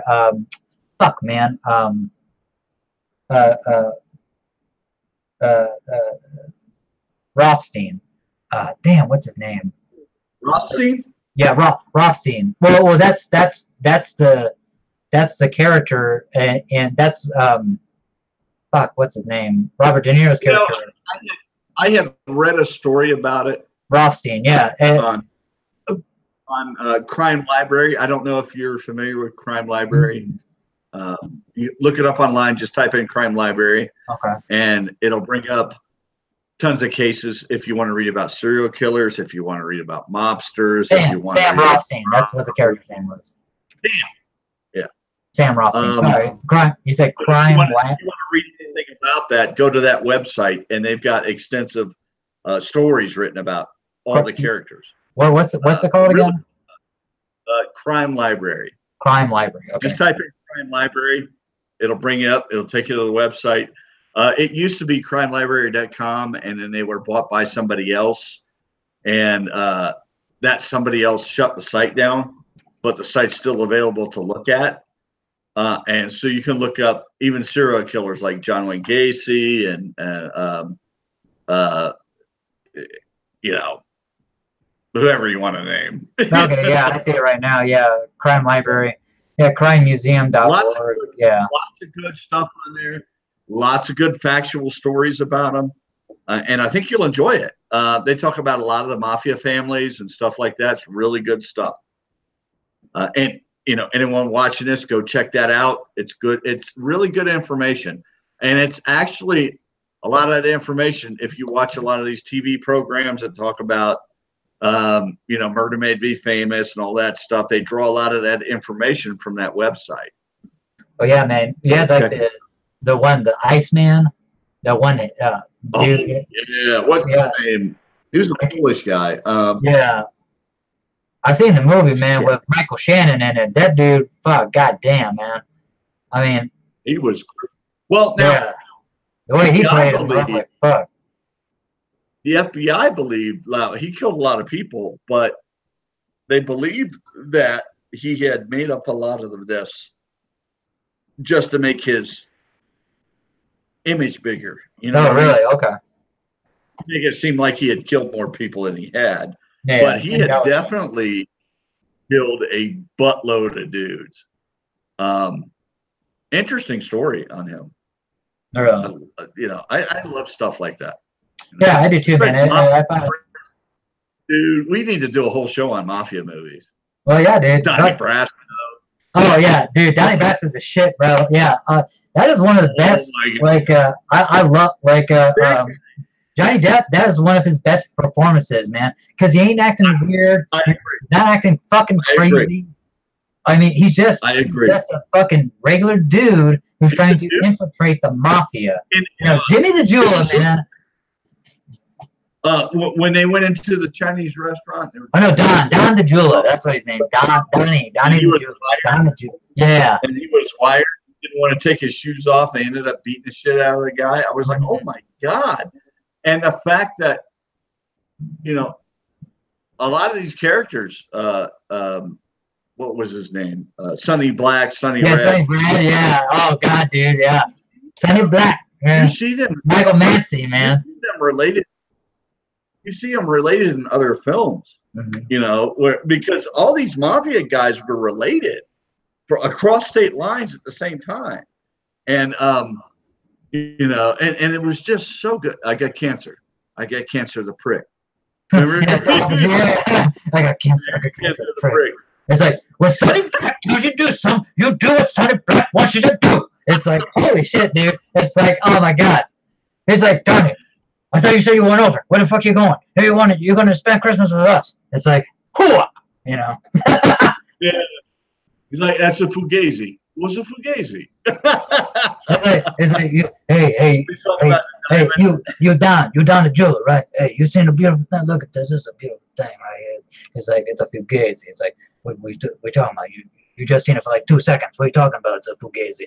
It's like, it's a fake. It's like, I know what a fugazi is. What the fuck you think I am? You ask you ask about Lefty from Mulberry Street around any of the 5 boroughs, I'm known. Forget about it. It's like, oh God, dude, that's such a good fucking movie, man. Oh Jesus. I love that movie. And I love that movie because it's a true story. Yeah. Donnie Brasco Joe Pistone. Yeah, Joe Pistone. Yeah, the FBI agent. That went undercover. That basically could have sacrificed his life. Yeah. To bust these dudes, and they were doing horrendous things to people, and I'm not going to say that the people that they hurt didn't deserve to be hurt, because honestly, the mafia pretty much busts up the mafia. Yeah, that's what I was going to say, man. It's like, dude, it's not like, because even in the mob, there's like, listen, look, we don't fuck with civilians, man. It's like, and civilians are like the people outside. I mean, it's kind of like, if you've seen fucking Sopranos, that's what's kind of like the mafia is. It's like, unless once you're in, you're fucking in. It's like, unless they're running shakedown rackets, it's they're shaking down neighborhoods, for money and shit. Well, it's just like the military. The military is a fucking mafia too. It's like, if you think about it, it's like you have ranks, you have fucking, like made guys fucking can fuck up connected guys. You can't fuck up a main guy, which a main guy is basically like a captain. It's like, or an officer. It's like, a fucking NCO or an enlisted dude can't fuck up a captain because they're higher ranking. It's like, or a made guy. It's like, it's like, It depends on what you know about it and how many pictures you have of it. Well, yeah. But you know what I'm saying, though, man. There's a hierarchy. It's a chain of command, basically. And that's lieutenant with a goat. Yeah, pretty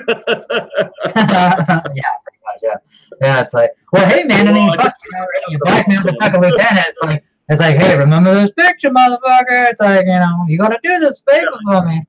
You're gonna do me a favor, pal, or this goat's gonna be coming up. What's that? I'll be honest, I know it's been long, but because we're late, I'm going to talk some serious shit here from when I was in the Army. No, okay. We're getting serious time now. When I was in Panama with Lieutenant Campbell, I was in the Army longer. I was in the training longer than he'd been in the Army. Really? And I would trust my life to no one more than that son of a bitch, because I was his RTO and we ran around that country getting shot at, and he always was there to protect me, and I was always there to protect him. He was a good man. And when we went back to the States, I was really young. I was 20. And he took me to a Cure concert in Oakland Coliseum. He paid for the tickets. Oh, shit. And he bought myself a bottle and himself a bottle and the platoon RTO a bottle, because I was his RTO. And then we had a squad RTO that came with us of old granddad. And we sat in there and we drank till we were fucking fall down drunk. And we watched the Cure play at Oakland Coliseum during the disintegration tour, and he was the coolest dude ever, man. That's pretty fucking dope. Dude, you got to see Robert Smith, man, live and in person, dude. That's fucking baller, bro. Oh, dude, it was amazing. And when he got to the unit, when he first got to the unit before he went to Panama, he was a butterball lieutenant. He had a fucking he had a gold bar instead of a silver bar, but he listened to the NCOs. And he listened to me when I needed to be listened to, and he made the right decisions, and he kept people from getting killed. So I got a lot of respect for the guy. That's good. A lot of respect.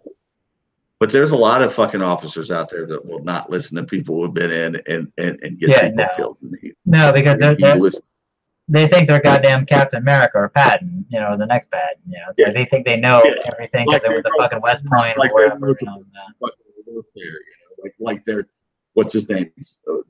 Sun Tzu or whatever the fuck his name was. Wait, who? That wrote the book on warfare, Yeah. Sun Tzu, yeah. Yeah, Sun Tzu. And you can't tell him a damn thing. And the cool thing about Lieutenant Campbell was he was willing to listen. And before him, I had a lieutenant named Lieutenant Howard, who was a silver bar lieutenant. And it was our platoon leader, but he was green to gold. Okay, so he'd been an enlisted man. And then what enlisted men went through, and he was Air Force, man. He understood what it was like. He knew what it was like. And the field problem we went on, it was a fucking 4-day hike out in Fort Hunter Liggett. And dude, we walked for days, it seemed like, and we kept getting hit by grenade simulators. The dudes would pull up on 4-wheelers and throw the grenade simulators, and you're supposed to pretend it's incoming artillery and call the direction it's coming in at, the direction you want to run, and the distance you wanted to run. And the fourth time that son of a bitch rolled in and threw a grenade simulator, my lieutenant looked at him and flipped him fucking off. And we just kept walking. He's like, fuck you. We're not running it anymore. You can suck my dick. It was awesome, man. But what was funny about him was he had a football injury, so he kind of limped. So when we walked the crest of the hill, when you walk crest of the hill, you got the crest here, you got the top of the hill here, and you walk the crest, which is down from the hill top. He would always make sure we were walking the way that his limp went, so he walked straight, and we were all fucking. That's funny, man. He's a good guy. I'm sorry, No, you're good, man. No, you're good, dude. I'm starting to wind down, man. I'm sorry. But no, man. What's that? I know you're tired. I wanted to outlast you this show because I've signed off early on every other show. So. No, hey, dude, no, you're good, man. It's like, I'm gonna make this motherfucker pay. It's like, no, dude. Also, too, man. I mean, it's a good place to wind down, honestly, man. Because I mean, we've been going on for like an hour and 30 minutes, man. I mean, and that's not even including the pre-show. So it's like, but no. I mean, no. This is so everybody again the double dose since we were kind of off for like 2 weeks. So it's like you're kind of getting basically 2 shows in one. And we love you guys. Thank you for tuning in, or thank you for watching. And yeah, we'll definitely definitely. So, I like Greg and hanging out. And yeah, hey man, well thanks, man. I like you too, man. I love you, buddy. You know what I'm saying? It's an Army thing. It's like, oh, you so sweet. So the feels. Oh, gonna make me cry. But yes, thank you, everyone. The feels. Dude, next show, we're gonna talk comics because I got a bunch of them. I know, dude. We're gonna talk mafia movies. Yeah. Okay. So basically, what are we gonna do? We're gonna do a little M&C Mafia and comics. I'll tell you. We'll do some. Well, there we go, man. We'll do some Godfather 1 and 2. We'll forget 3 like it never happened. I have a soft spot for 3, man. I must say, dude. I actually like 3. Really? I do. I do. I really do. I mean, I'm sorry. You like the chick, right? You like what? You like the chick, right? Francis Ford Coppola. Oh yeah, I don't mind that she has a fucking sons. It's like that's his daughter, dude. That's not his fucking. It's his daughter. That's his daughter. Yeah, Sofia Coppola. Yeah, that's his daughter. She was horrible. Well, they were supposed to get, I think, like Winona Ryder or some shit or somebody to come in, but they canceled on the last minute, so they had to get her. And also too, Robert Duvall. Robert Duvall was supposed to be in it, but he wanted more money. That's why you had George Hamill in it. That movie was just bad. Yeah, it was bad. I have an affinity for it. But that's cool, man. I mean, it's. But and we'll talk about this. Exactly, because we will fucking get because I can go another hour talking about this shit. But no, yeah, we'll do. There's some redeeming qualities to it. There are some things I liked about it, and there are things that I found abysmal. So I imagine that a lot that I disliked about it, you'll agree with, and a lot that you liked about it, I'll agree with. I mean, that happens a lot. And here's just before we sign off, here's another thing too. Francis Ford Coppola was the one who actually wrote it and directed it, and Mario Puzo actually he wrote it as well with Francis Ford Coppola before he died, and so that's why they never made a Godfather 4 because they actually had plans to make it to where it mirrored Sonny and Vincent Mancini, Andy Garcia's character. His son, illegitimate son, and but Mario Puzo died, so before they could flesh out the screenplay and stuff like that. But one of the qualities about that film was, I think, Andy Garcia's character. Dude, I love Vincent Mancini, man. He was so smooth, especially when he fucked the shit out of Bridget Fonda, man. I was like, goddamn, get that blonde hoe, man. Hell yeah, man. And as an actor goes, as far as an actor goes, I mean, he went on to do a whole lot of shit after that. And for him to he did Untouchables, man. I mean, I thought it was great. He did Untouchables. That's fucking good. With what's his name? By the way, Untouchables was phenomenal. Yeah, but Sean Connery, fucking what's his name? Goddamn, Kevin Costner. Yeah, Waterworld. Yeah. We'll talk about. Yeah. I hate him. Yeah. but yeah. I hate him, but I love the movies he's in. So I'm for Andy Garcia to go from a film that was universally panned as Godfather 3, career after that is something to be said for his acting. He's a phenomenal guy. Yeah, oh yeah, dude. Man. Andy Garcia, man. Is like one of the best, man. Him, Martin That was Sante, you know, probably the best character in the film. Yeah. You know. Yep. But yeah, and we'll talk about Goodfellas. Yes. Which is, I think, Yeah. That's like one of the best, man. I mean, dude, I love like fucking Ray Liotta, man, as Henry Hill, man. Oh god. Okay. Yeah, dude. Yeah, we'll talk Goodfellas. We'll talk fucking Godfather. I have both Godfather 1 and 2, man. I like Godfather better than Godfather 2, but yeah, man. That's good, man, because yeah, I do some. I like the Francis Ford Coppola restoration film where he did it all chronologically. Oh, really? Where Okay. he I've never seen that one. You would love that, where he takes Vito Corleone from the time he was a child, the time he came over, and him growing up, and it just led into the bigger family instead of the flashbacks. See, I like the flashbacks though. That's the thing. No, I'm not saying that was bad. It was fantastic, but I'm saying it's neat to watch it. He does it. Yeah, he does it chronologically. Yeah. No, I mean it makes sense. Yeah, I mean it's like but I just got really, really good. But also, any man, other mafia film? I can't think off the top of my head. Dude, I'll come up with some because I've seen a lot of them. Well, I've seen a lot of them. What's that? Harlem Nights was a mafia. Oh yeah, it was. Yeah, fucking Richard Pryor, Red Fox is in it. Jesus, yeah, Eddie Murphy. Eddie Murphy. Yeah. Dude, that's been a minute, dude, since I've seen that shit. I'm gonna have to rewatch that, man.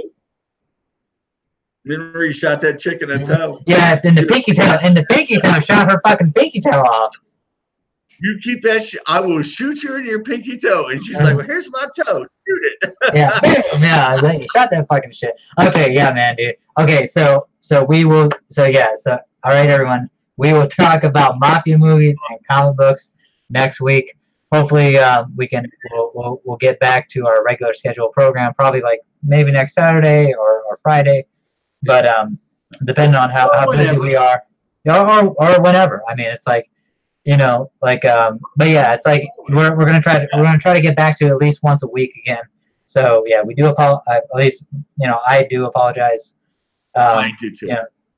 Okay, so I get so we in agreement, so we apologize about not keeping like a regular schedule. But it's a silly season. It's Christmas and stuff, and it's just Thanksgiving and all that jazz, and and families and all that. So, but yeah, it's just we love you. Yes, and we love it. Out with us. Yeah. Shoot, thanks for watching. And call me, Greg. Yeah. Well, hey man, yeah, you got my number too, man. That's a two-way street, brother. It's like I'll call you, man. I'll call you, goddamn it. Well, there we go. We'll call each other. It's like you your pinky toe. Oh, there you go. Well, here it is. Here's my pinky toe. Bam! Oh shit! He shot me in the pinky toe. Oh, that's so funny. Yeah, it was, man. It was too. Oh my gosh, dude. Okay, yeah. Because I think that was fucking Monique or whoever. Man, I can't remember who, because it was that big. It was no, not Monique. Who was it? She was a big older. Damn, I can't remember. I used to know her name. We will look it up. We will look it up. Harlem Nights. She was a singer back in the day, I believe. Harlem Nights. Mm-hmm. The internet's amazing. Yeah, I know. It's like you can solve so many arguments with just a click of a button. Oh, and what's her name was on it from Della Reese was her name. Della Reese, yes. Yeah. I knew it was like it's like a one name. It's like, Monique, fucking Beyonce, fucking Sting, Della Reese. And Jasmine Guy was on it. She was on that show with oh shoot, what's her name from My Cousin Vinny? But Spider-Man's aunt now. Marissa Tomei. Yeah. Yeah, She was Marissa. on that show with her. Tomei, yeah. Her and Jasmine Guy were on that show about college girls, and I don't know if you remember. I can't. I don't recall the title. Yeah, I know what you're talking about. I can't remember. Different World. Yeah, that's what it was. Yeah. Was it Different World? Really? Okay. Yeah. It was Jasmine Guy and Marissa. God damn, sexy Torme. I'm telling you, she was never sexier than when she was that Italian girl in My Cousin Vinny. Yeah, she's pretty hot. Yeah, My Cousin Vinny. Dude, she won an Academy Award for that film. I mean, she was amazing. Yeah. I mean, she's fucking hot now. Yeah. I mean, you know, she's like 50. I'd still fucking, yeah. I still want to have my lunch out. I mean, you know, shit. I mean, it's like, hey, you want to get Prego? By all means, like, you know. Hey, all you gotta do is ask. Yeah, it's like, exactly. It's like, you know. I'll throw it in there if you want. You want a little goo in the stew? It's like, just let me know. You want some handsome Cobra baby gravy? Then, you know, it's like, by all means. And on that bombshell, super smart and she's funny, and I think she's an amazing actress. All right, man. No, she is. I mean, yeah, but all seriousness, yeah, she's phenomenal. I mean, I really do enjoy her and stuff like that, man. Like, as an actress. I'm not a big fan of Disney's decision to make her Aunt May. What, you didn't like it? I liked her. I mean, it was good to see her. I mean, I like it, man. I mean, why does she have to be a whole fucking curmudgeon and making wheat cakes and shit? It's like, fuck that. Because that's and that's a version. It's like what we said. That's a version of Aunt May. It's like this is the MCU version. And Peter Parker should always be worried about his old Aunt May. You know, breaking her fucking hip. Yeah, it's like, you know, or making a deal with Beelzebub or Mephisto so she can break off his fucking marriage and have one more day with fucking Aunt May. You know? It was either one step away from death, and Peter had to worry about her. You know, she didn't have food to eat, and Peter had to worry about her, or she was banging Doc Ock. I mean, that was May Parker. He's a bit of a whore. Okay, all right. God bless you. God bless you too, kind sir. Thank you, everyone, for joining us. God bless. Love to all. And aloha. God bless. Aloha.